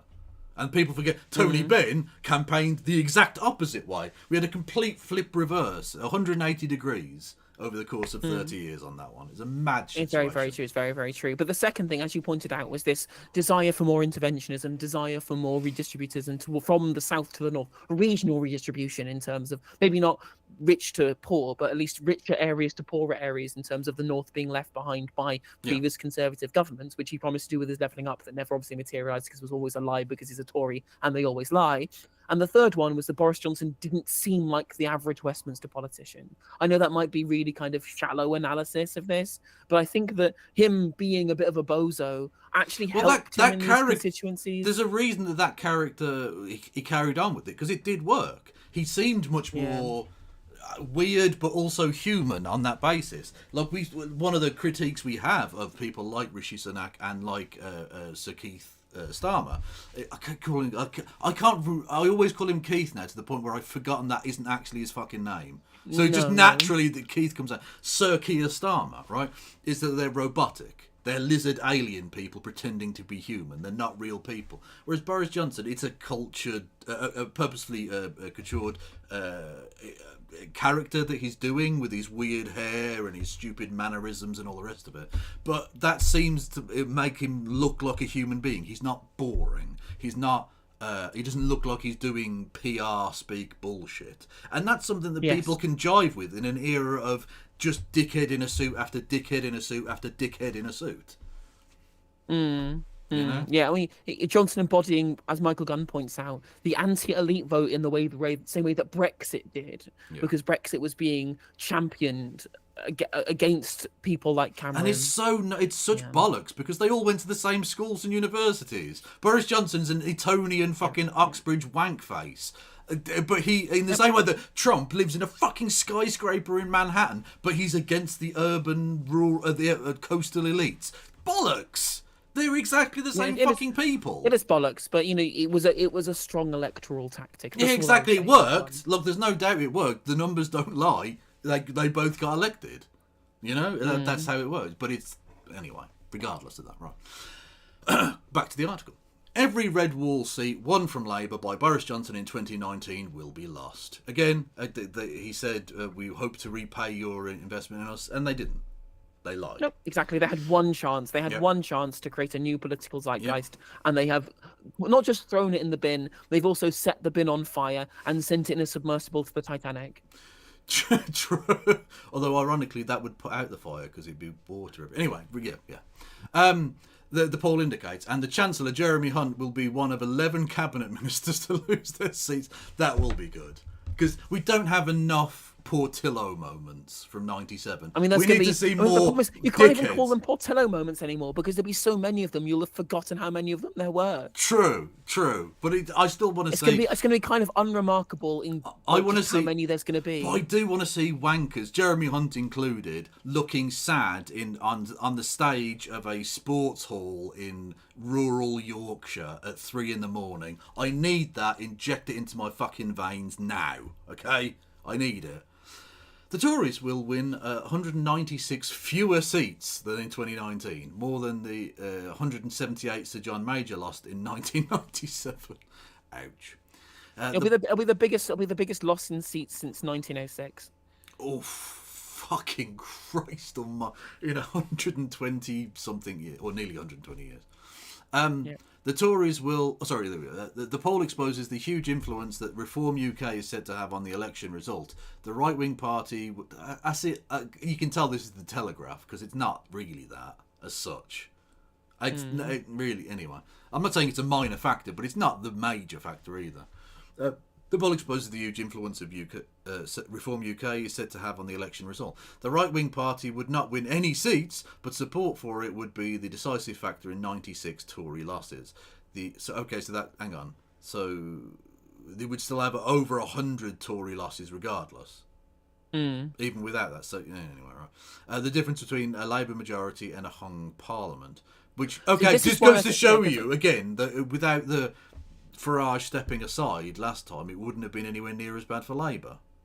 Well, 100%. Yeah, Brexit Party specifically deciding to only stand in Labour seats and not in Tory seats caused a huge number of the biggest loss since 1935 stuff. I mean, which again, in the same way that the Conservative vote will have tanked, but Labour won't have won too many more votes than they did in 2017, for example, is going to make Keir Starmer look like a more successful leader than he was, in the same way that Boris Johnson looked more successful than he was in 2019 as well. See, this particular point that they're making here about Reform UK is specifically one I wanted to go to this article rather than just the regular YouGov polling, because it's worth pointing out this was commissioned by Conservatives, including David Frost as well. Not the good one, the bad one. Not the dead one, the alive one. Exactly, yeah. In terms of the reason why they've done these polls in the way that they have done, it's not being there so that members of the public can get more information about things. It's not being done just completely contextlessly to give us more information on what's happening in the future. There's a very specific reason as to why they've done the poll in the way that they have, and it's to try and force the Conservatives right. It's specifically being framed in this, look at what Reform UK are doing, which is obviously not untrue, but being done specifically to show the difference between a Reform UK cut into the Conservative votes and all of those votes going to the Conservatives, because Frost wants to try and force the Conservative to pivot rightwards. In fact, it explicitly states it later on in the article, saying the way the Conservatives could fix this is by pivoting further right. And it says this as a statement of fact rather than an opinion, or rather than as a possibility. It just says the way the Conservatives deal with this is by pivoting further right and solving the migration crisis, etc., etc., etc. No context about cost of living, nothing about the NHS as the only metric which could decide their way of stopping Reform UK from being the spoiler for them at the next election. Yeah. So I would beware that the fact that this article specifically has gone very viral, yet no one is challenging some central claims that are being made here about the reasons why the victory is going to be so big. Because we know why the victory is going to be so big, and it's the cost of living crisis, which is the top of literally every electoral demographic, regardless of who you choose, list of priorities. Even the older generation who are the most concerned about immigration specifically, even they put the cost of living crisis as the highest concern. The only group where immigration is higher concern than cost of living is like the richest of the rich in terms of the concern. They don't have to care about the cost of living crisis because they're rich. Of course, they don't care about the cost of living crisis. And that's fundamentally why they're going to fail. Remember at the start of the segment where we talked about Conservatives not being able to add conservative policy to fix failures of conservative policy. The thing that they could do to fix the cost of living crisis is by having more redistribution, having a less punitive tax system on work and a better tax system upon people who make money out of not working. But that would be against conservative orthodoxy, so it's not going to happen. So they won't fix the problem and they'll lose. Yeah, exactly. So this article's approach to it is basically, no, dig upwards, stupid. Yes, it is. It is, and in fact, the right-wing voters that they're losing to Reform UK, they're gone. They're not coming back. Those birds aren't coming back, regardless of whether you pass Rwanda. Not in this election cycle, certainly, no. No, definitely not in this election cycle. Yeah, they're already gone. Yeah. So again, this line that they're specifically taking is to try and influence conservative policymakers, and it's nothing to do with trying to actually save the Tories, because what will probably happen is if they pivot further rightwards, a bunch of seats in the blue wall, which is the southwest for Americans watching, will be lost to the Lib Dems, who are just absolutely gobsmacked at the failure of the One Nation Tories capitulating to the far right. And people who have already moved to Reform UK, so loads of them don't like the Windsor framework. Loads of them think that their government cannot be reformed, and they hate Rishi Sunak because they think he's a puppet of the World Economic Forum. Which, to be fair, he's an ex-Goldman Sachs banker, but it's not a conspiracy theory. He's just a capitalist. Get with the program, folks. So they're not coming back from Reform UK to the Tories now that they've already shifted over to this minor party. That's not happening unless there was somebody who's just saying so for the poll. There'll be a proportion of these people who say they're going to vote Reform, but will just fold to the Tories when it comes to the election, but they're already floating voters. People who've already vehemently come to Reform UK, they're not moving back. So that metric is not something that you can really change. But if you fix the cost of living crisis somehow, a lot of the Labour defectors, the previous people who would vote Tory but now voting Labour, they might theoretically come back. So even the kind of premise that Frost is trying to get with this article isn't even true. The result would be the biggest collapse in support for a governing party since 1906, with an 11.5% swing to Labour. Ouch. You look at that, bigger than fucking the 1945. Losing more seats than fucking Churchill did. Wowzer. It would all but guarantee Sir Keir's party at least a decade in government, as no party with such a sizable majority has ever lost a subsequent election. Which is the point I was making yesterday. We're going to have to put with Keith for a decade, basically. At the very least, who knows? I mean, Blair looked like he was guaranteed a decade, and he did get a decade, but he could have gone on for another 2 or 3 years. There is also bad news for the Scottish National Party, which is predicted to lose almost half of its seats to Labour, retaining only 25. Ouch. The poll obtained using the same method that accurately predicted the results of several recent elections will add to pressure on Rishi Sunak to pivot to a more conservative agenda as he faces a crucial vote on the Rwanda policy this week. Yep, taken as complete fact, not treated as an opinion or as a suggestion, literally reported by the Telegraph as a statement of fact, which obviously, it's the Telegraph, they're going to do it, but it's interesting that it's quite so brazen in the way they've reported it. This is propaganda, yeah. Yes, it is propaganda. This is ridiculous. That doesn't mean that the numbers are wrong, by the way. YouGov are a perfectly respectable polling organisation, but the way it's being interpreted is fucking ludicrous. And the timing of it, because again, it's this week, the Rwanda bill's coming forward, and it looks like the Tory backbenchers, having essentially stepped aside and allowed the first reading to go through, look like they might be about to step up and actually do something on this one and stop it. Not because it's a hideous abomination, but because it's not enough of a hideous abomination, bizarrely. But either way, it looks very possible that they might lose that vote if they push it to a vote. Which they'll have to. There's no, like, even if it brings the government down, there's no way you could pull it at this point. They've made a completely pointless, expensive waste of everyone's time the totemic issue of the government, and they're still going to fail. Brilliant. I mean, just incompetence and corruption on such a scale that I have never seen before, and I lived through the John Major years. It's incredible. It will also be studied closely by Tory MPs who believe a change in leader before this year's election is the only way to avoid disaster. I wonder if that's what the person who wrote this thinks. I think so. I think that's what Frost was trying to put across as well. In the, not just are they failing on terms of, as far as he is concerned, not being right wing enough, which I think is untrue, but nevertheless that's his opinion. He's reasonably, he's within his rights to hold it. I think he also doesn't like Rishi Sunak for being not right wing enough when the guy's already incredibly right wing in terms of at least his fiscal policy as well as his social policy too. He's just not Brexity enough for these people. It's really funny just how again, people always talk about the left purity testing when our purity test is essentially just don't be a right winger, which is a hurdle that many members of the PLP find it really difficult to jump over. But Tory purity testing, it just goes so much further. The Tory purity testing is absolutely wild in terms of the fact that Richard Tice described Keir Starmer and Rishi Sunak as two sides of the same socialist coin, which is very funny. Amazing. Yeah, then they're going about cancel culture. How many leaders have they cancelled now? Like the right wing are so nakedly pro-cancel culture, pro-purity testing, purity spiral madness motherfuckers, who will then turn around and go, what, you don't agree with Sir Keir Starmer on this one point? Political correctness gone mad. Like, they're such cunts, honestly. They really are awful. They really are awful. And it's very funny, again, people just trying to pretend that they hate Keir Starmer despite him agreeing with them on everything. Literally everything, yeah. Writing for The Telegraph, Lord Frost, the Conservative peer, described the polls finding as stunningly awful for the party, saying it was facing a 1997-style wipeout, if we are lucky. Yeah, exactly. I think it'll be worse than this. Not just a small amount worse. I think it'll be catastrophically worse. For like I said, they've got them on 169 seats.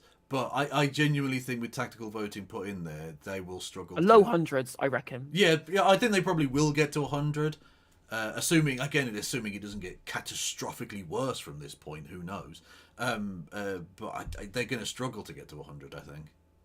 They'll scrape past it'll be a struggle, yeah. Depending on how strong the tactical vote is and how much the Reform UK vote maintains its cut into the Conservatives coming up to the election, and people don't abandon them for the Tories tactically on their own side as well. Also, another potential mitigating factor for all of this is the return of Nigel Farage. Now he's currently keeping his cards close to his chest and saying he has no plans to rejoin the Reform UK fold directly currently, but depending on what happens potentially with Rwanda, this bugbear that he has as well as the right wing of the Conservative Party, he may at some point potentially come back to frontline politics with Reform UK, standing in a seat, becoming more actively involved in campaigning. And if he does that, the Tories will literally it will be complete annihilation. They might not even be the official opposition if Nigel Farage does that. That's how much I personally believe Nigel Farage has in terms of sway over the public, considering the platform that he has. And you've got to say, I mean, they're not going to form that much of an issue, but the Lib Dems getting back up to 48 seats. I mean, it's almost as if 2010 didn't happen. It's of a smaller percentage as well. Like, Yeah. Lib Dems are going to be going down in voter percentage Yeah. compared to 2019, and will get more seats. I mean, because first past the post is a very stupid voting system. Yeah. Also, hello there, A Difficult Truth. Thank you for raiding in. Hello, Raiderinos. Everyone refresh your screens and all the rest of it. I'm Kevin Logan, a socialist from the UK. I'm also talking at the moment with another socialoid from the UK, No Justice MTG, who you should go and follow. Hello. Follow on that handle here on Twitch and YouTube and everywhere else. Anyway, we're currently talking about the Tories getting wiped out at the next general election, which is funny, albeit they'll be replaced by other Tories with red rosettes on. But let's try and like, I'm just going to spend the evening focusing on the fact that Tories will be sad, and that's good. I'm happy with that, you know. Where were we? He said a combination of tactical voting and any decision by Nigel Farage to return to frontline politics could leave the Tories facing, quote, an extinction event, which is the point you were making, yeah. Lord Frost added that the only way to avoid the likely defeat was, quote, as to be as tough as it takes on immigration, so like gunning people down in the Channel, presumably, reverse the debilitating increases in tax. No, but they've cut tax, didn't you hear? It was definitely a tax cut, honest. It was. No, fiscal drag, what's that? No, it doesn't exist. End the renewables tax on energy costs and much more. Oh, we've got more 7 bins bollocks coming, haven't we? Oh, yeah, 100%. No. Again, what's stupid again is that the public support green politics. The public is massively in support of green politics. We're one of the greenest electorates in terms of what we want to see in terms of policy in Europe. But the Tories are ghouls? Like literal demon creatures as well. Like they live in a tiny little bubble. Yeah. He said the data showed the Tories were hemorrhaging the votes of Leave supporters who backed them in 2019 and will be punished by those voters, quote, if they do not get tough on immigration fast. Okay, but it wasn't just immigration that they care about. Look, that's Tory home counties bullshit. The people of the north, the Leave voters of that, you know, red wall type seat, don't just give a fuck about immigration. They would also like some redistributive policies, if that's okay. Yeah, they wanted the 40 hospitals and the levelling up, which you've literally not delivered. Yeah. At least not in any kind of substantial, meaningful form. Oh, you've given some funding so that Wigan Town Centre can upgrade its shopping centre. That's not the same as changing the massive levels of wealth inequality and income inequality between the north and the south. True. The poll was commissioned by a group of conservative donors called the Conservative Britain Alliance, the CBA. Brilliant. Even though they're against collective bargaining, which is interesting. And carried out by YouGov, working with Lord Frost. It surveyed 14,000 respondents over the course of New Year, around 7 times as many people as a typical poll. Such a big sample size enabled YouGov to break down the results by the constituencies in which the election will be fought, using its multi-level regression and post-stratification MRP method. That's number one. Which successfully forecast the 2017 and 2019 UK elections and more recently votes in Australia and Spain. Unlike recent polls, which have given Labour an average lead of on around 18 points across the electorate as a whole, the MRP poll predicts that which seats will go to which party, giving a forecast of an actual election result. It also factors in the large number of undecided voters, of which and which way they are most likely to vote, knowing as electoral tightening. That's an interesting phrase. The results are therefore the most credible forecast of what would actually happen if there was an election tomorrow or early this year based on current public opinion. The 169 seats the Conservatives are predicted to win is 4 more than the 165 they won in 1997. This time, however, the scale of losses would be bigger because they have more seats than in 1997. That's true because they've got a bigger majority than 97. The poll suggested the Tories are on course to hold 196 fewer seats than Boris Johnson won in 2019. Amazing start. Sir John Major lost 178 in 1997 when Sir Tony Blair, he wasn't Sir then, won 418, giving them a majority of 179. Jeez, 179! Fuck me, that's massive. at the start of a 13 years of the Labour government. 179-seat majority is mental. And also goes to show you how little those other parties were engaged at the time. The SNP didn't win many seats. Plaid Cymru, I don't think, had any seats, did they? The Lib Dems were a much smaller party. It was basically two parties. They weren't a smaller party, but the Lib Dems just didn't cut into anywhere that Labour cared about, because it was Paddy Ashdown won it in '97. Yes, Paddy Pantsdown. Yeah. Yeah. A majority of 120 for Sir Keir would be larger than any of the last 2 decades and comparable to those secured by Margaret Thatcher in 1987 and 1983. The Liberal Democrats are set to win 48 seats, recovering for their pre-2015 size. Exactly, it's like their betrayal of the voters in 2010 didn't happen. The British electorate have the fucking memory of goldfish. Anyway. The Conservatives will lose seats across the country, the poll forecasts. Labour will rebuild its red wall by winning back the seats taken by the Tories in the North and Midlands in 2017 and 2019. Mr Sunak's... Hang on, they didn't really win any in 2017. That's just not true. Anyway, it doesn't matter. Mr Sunak's party will lose almost every seat in the north of England, more than 70% of their seats in Yorkshire, which will just leave Rishi Sunak, won't it? Will just be Rishi Sunak left in Yorkshire. In Richmond, yeah. Richmond brackets Yorks, in case you forgot there was another Richmond. Oh yeah, true. And more than half their seats in the Midlands. Lol. I do hope at the very least Michael Fabricant's hair will get a seat in the Lords. Not Fabricant, just his hair. If he gets ousted, the hair has to survive. Okay. One of the greatest elements of British parliamentary life. The Conservatives are also predicted to suffer heavy losses, mainly to the Liberal Democrats, in the blue wall seats of the south of England. They have held for decades.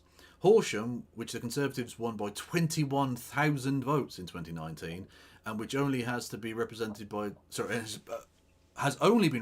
a Tory since 1880, is expected to go to the Liberal Democrats. 1880. Fuck me. That's so long ago. Also, I want to point out something as well. What I've just pulled up on my end too is the official YouGov statement on what they've put out here. And they've given us, we don't get this in the Telegraph's reporting of this, but we do get this by bringing up the actual YouGov polling. Can you guess how much percentage it gives Labour in terms of their headline voting intention from this poll that's been done here? I don't know exactly. Probably 42% or something. I mean, that would be bigger than what Corbyn got in 2017. Yes. The headline voting intention in this poll puts Labour on 39.5%. Really? That's a smaller voter percentage than Corbyn won in 2017. That's fucking wild. How undemocratic a system do you have to have a party get less than 40% of the vote and yet get, 60% of the seats? Fucking ridiculous. Exactly. Absolutely ludicrous. Get fewer votes they got in an election 7 years ago and get almost 200 more seats. Oh no, but more than 100 more seats. It's really, really wild just how much this changes. In fact, they literally have an entire thing in their article about the official poll called Notes on the Daily Telegraph's Analysis, which I find very, very interesting that they specifically have to reject a bunch of things that the Telegraph have added to their own commentary to try and make sure that people get unbiased opinions on these outside of the Daily Telegraph's kind of narrative that they've tried to construct. Well, exactly, that's what I mean. YouGov, I've got no problem with the YouGov numbers, which I'm sure are accurate and fair, given the polling that was done. It's just the spin they're trying to put on this is ludicrous. Yeah. It is there's a lot of spin. One of the main things they point to is that the Daily Telegraph trying to frame this as saying, well, Reform UK are the difference between a Labour majority and a Labour minority, has been done in terms of the Telegraph's methodology of just taking away Reform and adding it all to the Tories, which is of course not how that works. And the idea that all Reform UK voters would go back to the Tories or wouldn't go to Labour or wouldn't go to another smaller party or wouldn't just stay at home. Yeah, just not vote, Those are all things that could potentially happen that would, even a small fraction of those percentages would give Labour a majority anyway. But I think it is worth pointing out in general that Reform UK are the reason why the Tories are getting annihilated rather than just beaten. That's the main difference here, and it is also why that Labour can get a smaller percentage of the vote than in 2017 based upon this poll, and also wipe the Tories out because the first past the post changes based upon who attacks in certain key demographics based upon what smaller parties vote when. I mean, I know Keir is shit and doesn't deserve any votes, but I would still expect them to break 40%, I think. I assume they will as well. I don't think they're going to get fewer votes than Jeremy Corbyn did in terms of voter percentage. Maybe in terms of nominal votes because of turnout will be lower. But in terms of percentages, which is really what matters in terms of an election, I still think that they will get more. And I think the tactical voting will shift where people vote. I think it will be interesting to see how pathetic the turnout is. It will be terrible. Yeah, it will be absolutely terrible. Yeah, because no one wants to vote for any of these parties, basically. None. Well, there's some people want to vote for Green or SNP, but like of the major political parties, no one really wants to vote for them. It's like, okay, which pile of shit looks less smelly and awful to eat? Like it's literally no one wants to, but the other situation might be worse type deal. Which is like, how unmotivating is that to go out and actually fucking vote for them? It's awful. Exactly. Yeah. The results are primarily driven by a collapse in the Conservative vote rather than a surge in Labour's. Shade. As we've been saying, literally that's what we're saying. That's exactly what we've been saying, yeah. Yeah. One of the actual true bits of analysis from the Telegraph on this. Yeah.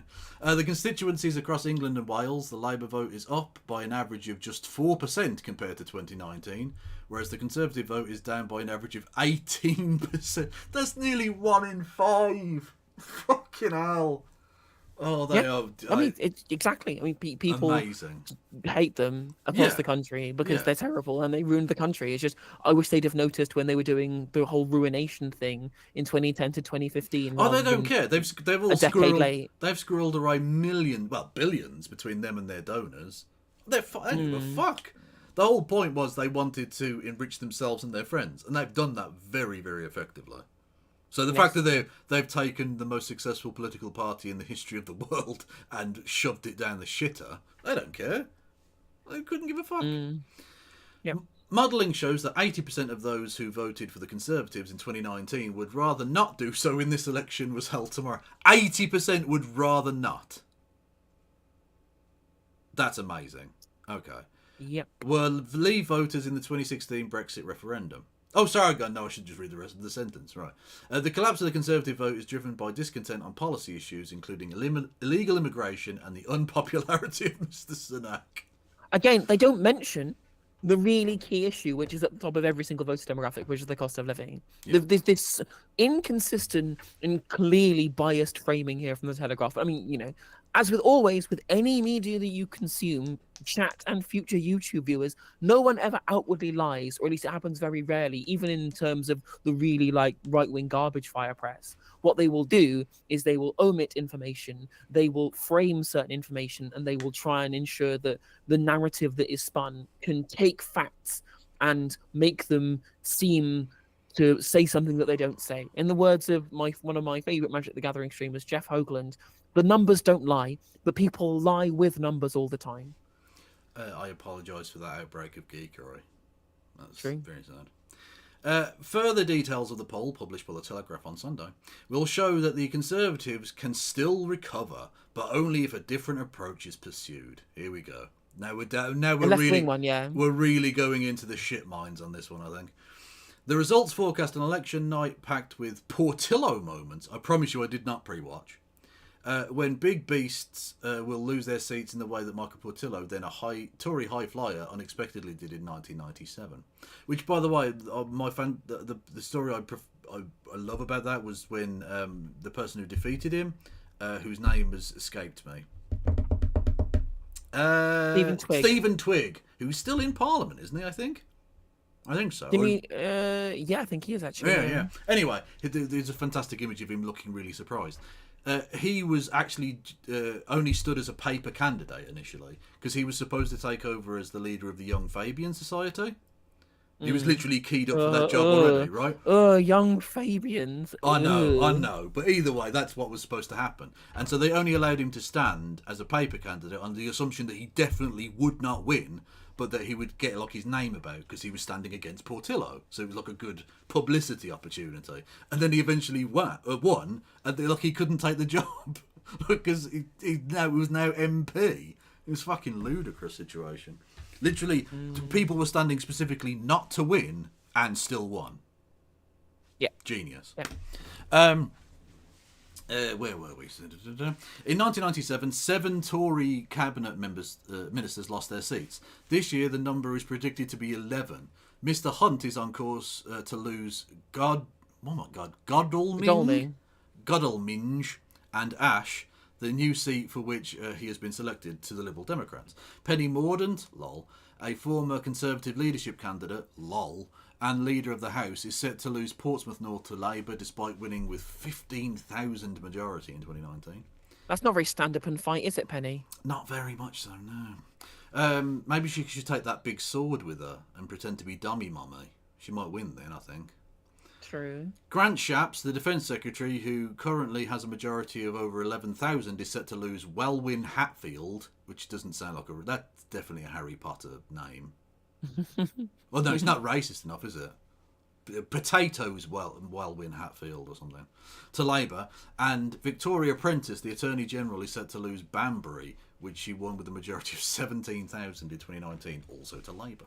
I mean, to be fair, Banbury is a shithole. So you probably, if you're going to blame anybody, blame your MP and also the government. Yeah, I don't know Banbury. Is it bad? It is terrible. It sounds lovely, but I don't know. It's actually it does sound nice. It does actually sound nice, but no, it is absolutely terrible. So, my parents are from Buckinghamshire, so whenever I was living in Manchester, getting down, I'd have to go through that because there's a direct train. And it goes through Banbury, then you get Bicester and then Oxford and then High Wycombe. Well, thank you to Richie Abbey, who tells us that Stephen Twigg resigned or left his seat in 2019. So there you go. So he was MP for 22 years when he was planning on being MP for 0 years. It's pretty good. Yeah. And also fat pension, because he was quite young then, so he's got a big pension coming for the next 25 fucking years. The results do not factor in tactical voting, which many experts believe will result in even more losses. Jacob Rees-Mogg is predicted to cling on with a 33% of the vote to Labour's 32% in his North East Somerset. Oh, please say he loses. If Jacob Rees-Mogg loses, that would be delightful, because he's a proper melt. Well, again, this is the kind of seat which a tactical voting website would screw up. Because it's saying it's predicting 32% to Labour and 17% for Lib Dems. Lib Dems currently in second in the seat, as far as I'm aware. Yeah. And there'll be a lot of people who go, well, Lib Dems came second last time. I'm just going to vote for Lib Dems tactically. And all that does actually further split the vote, because the current actual polling shows that Labour are actually in second based upon what's done by this poll here. So, tactical voting website would just automatically throw it to the Lib Dems, which would actually give the seat to the Tories. Yeah. Where were we? Meaning Lib Dem voters, who currently account for 17% of the constituency's electors, could topple him if only a small percentage lend their vote to Labour. Yep. Which has been Labour's problem in the southwest for all that time anyway, is trying to get Lib Dems to vote for the evil socialoids. And yeah, we're done. Yeah, so the Tories are going to get fucking annihilated by the looks of it. My favourite thing out of this, though, is of course what we alluded to earlier in the stream, which is that in the seat of Bristol Central, yes, it predicts only a 2% gap on current uniform swing between Carla Denyer on the Green Party and Thangham Debonair from the Labour Party. So if just a few people from the Liberal Democrat cohort tactically vote Green, or if me and my friendoids pound the pavement enough in the run. Oh, you actually, have you decided to go and campaign in Bristol then? Oh, absolutely. Okay. The only thing that could actually make this election in any way satisfactory for me, that would give me a certain level of kind of visceral satisfaction, is if, whilst Labour win, Thangham Debonair loses her seat, because I hate her, and also it'd be very funny for Keith to have do a reshuffle on day one. That would be good. Although he's going to have a reshuffle anyway, because there's no way he makes Angela Rayner Deputy Prime Minister. I don't think there's when she's elected, isn't it? There's nothing else that he can do, is there?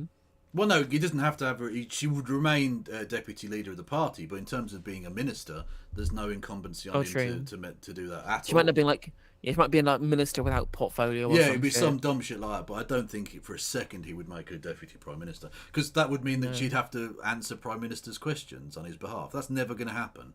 He's never ever going to allow that. So DP Rory in chat says Rees-Mogg is your MP. You've never voted for him though, and you plan to vote Green. I still recommend you voting Green in that constituency, regardless. I don't think Jacob Rees-Mogg is so bad that I would recommend voting Labour tactically. Oh no, but it would be. Can I just say it would be funny as fuck though. So I'm gonna demur on this and say vote for the Labour Party candidate in that seat just to get rid of Jacob Rees-Mogg, because honestly, it would give me a massive erection.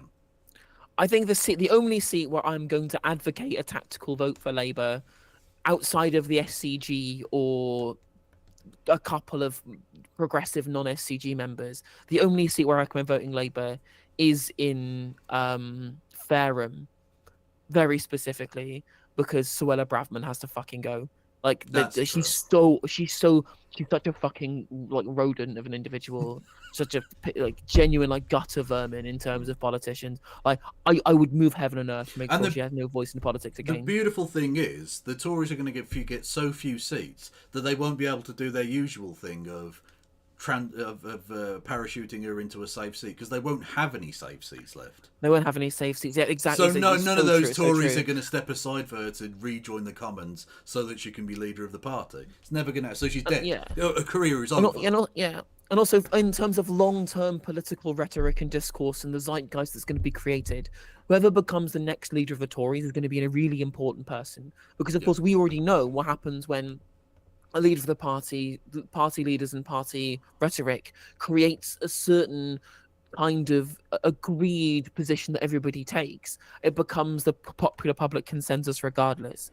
So having a right-wing Tory party leader, if they get fucking annihilated and they've got nobody to choose from, is a really bad thing. Because even though the party will be tiny and they don't have any electoral justification, the rhetoric they'll come out with is going to drive our conversations within the media.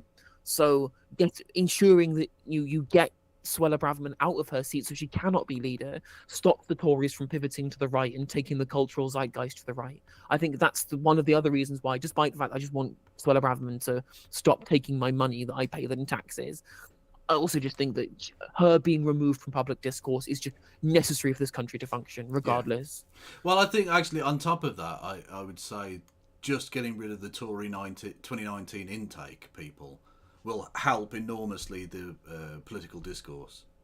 Just in general, just not having the likes of Lee Anderson around will be better.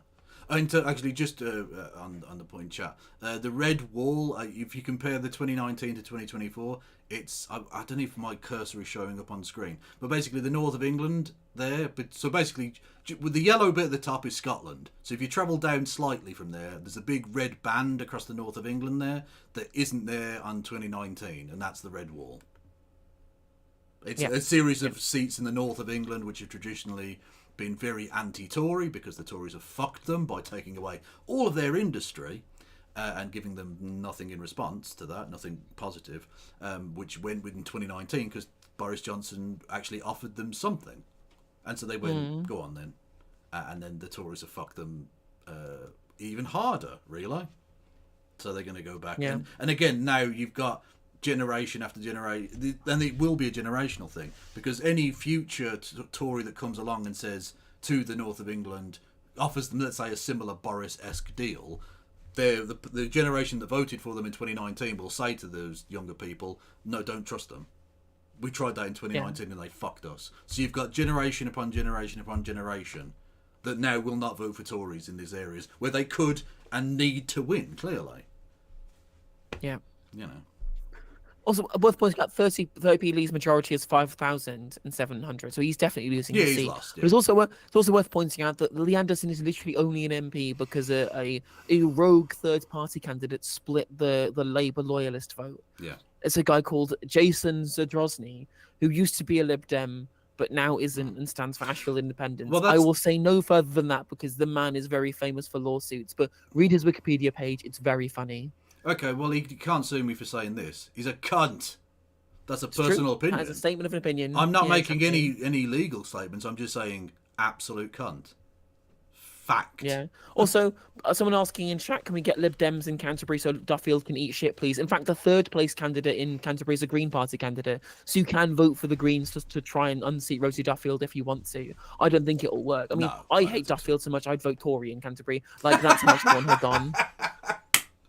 Well, the Tory might be more I'm progressive, actually. Yeah. I mean, I'm literally not joking. Like, if you live in Canterbury, I would still vote Green. I would still vote Green. I think that if the news of what she does and what she stands for reaches the university population that put her there in the first place, I think there's a good chance that you can get people to vote for the Green Party against her, and that's what I try and do. Yeah. But if there was no Green Party contingent and it was just Labour and Tory, I literally would vote Conservative. Because I can't believe I'm saying that. Because the Labour Party are so obviously going to win this very comfortably, I think this is a free swing for progressives to try and get rid of a few nasty bastards by, like you say, going to Muslim communities across the country and saying, look, this person voted for the genocide, and try and unseat one or two nasty fuckers that way. Or going to, like you say, places like Canterbury and saying to the students there, you know, this person's like the most transphobic motherfucker in Parliament, and maybe get rid of them that way. I think it's like a free swing, because it's essentially,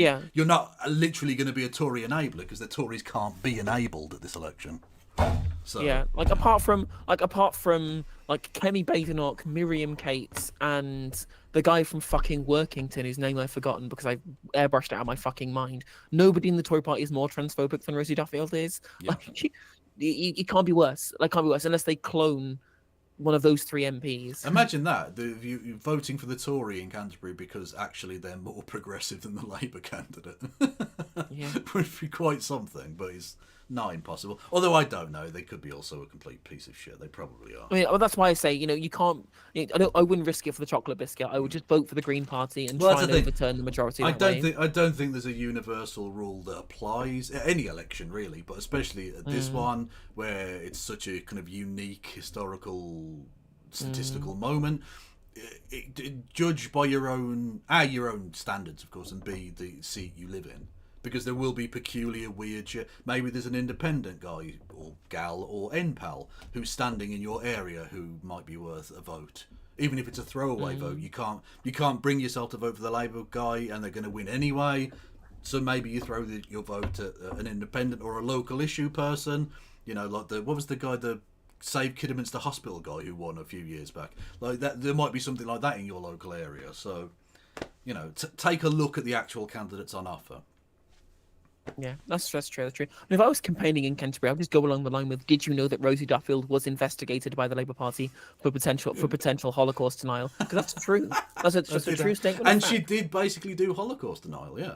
I mean, in terms of, if she was in Germany, she would be prosecuted for Holocaust denial, because we have cases where somebody did exactly what she did and reiterated her statements like she did on GB News, and she would be indicted for Holocaust denial in Germany under their own laws. Obviously, it wouldn't be in the UK.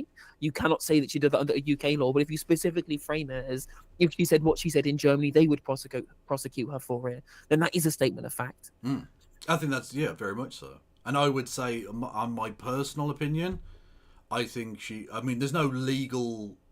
I don't think there's any legal definition of it in the UK, because it's not illegal to deny the Holocaust or any of its various parts. But I would suggest that her denial of trans people being a part of the victims of the Holocaust is Holocaust denial. I mean, that would be my opinion as well, specifically an opinion. But there's no legal basis for us to say that that is fact. And what you can say is definitely fact is that people have been prosecuted for saying the similar things to what she said in Germany. And of course, the Labour Party did investigate her for Holocaust denial. So. That did also happen, yes. And I would say on a broader point... It was potential anti-Semitism and transphobia based upon comments she made about the Holocaust. Maybe that's a more friendly... legally more watertight way of putting it, but in my opinion, it was Holocaust denial. Yeah, not necessarily. This is the point of the argument or anything, but I would say I don't agree with the idea of there being illegal to deny the Holocaust. I think that's a very odd freedom of speech position that places like, I understand why Germany and Austria have those kinds of laws. Don't get me wrong, but I think they're a bit much actually. Like, people who deny the Holocaust are scum. but you know they should be allowed to be scum, I guess. Does that make sense? I mean, I disagree, but I understand where you come from. Yeah. You actually think it should be illegal in the UK? I think it should be illegal. Oh, I think okay. Holocaust denial should be illegal. Yeah. Okay. I think that the issue is that the level to which that the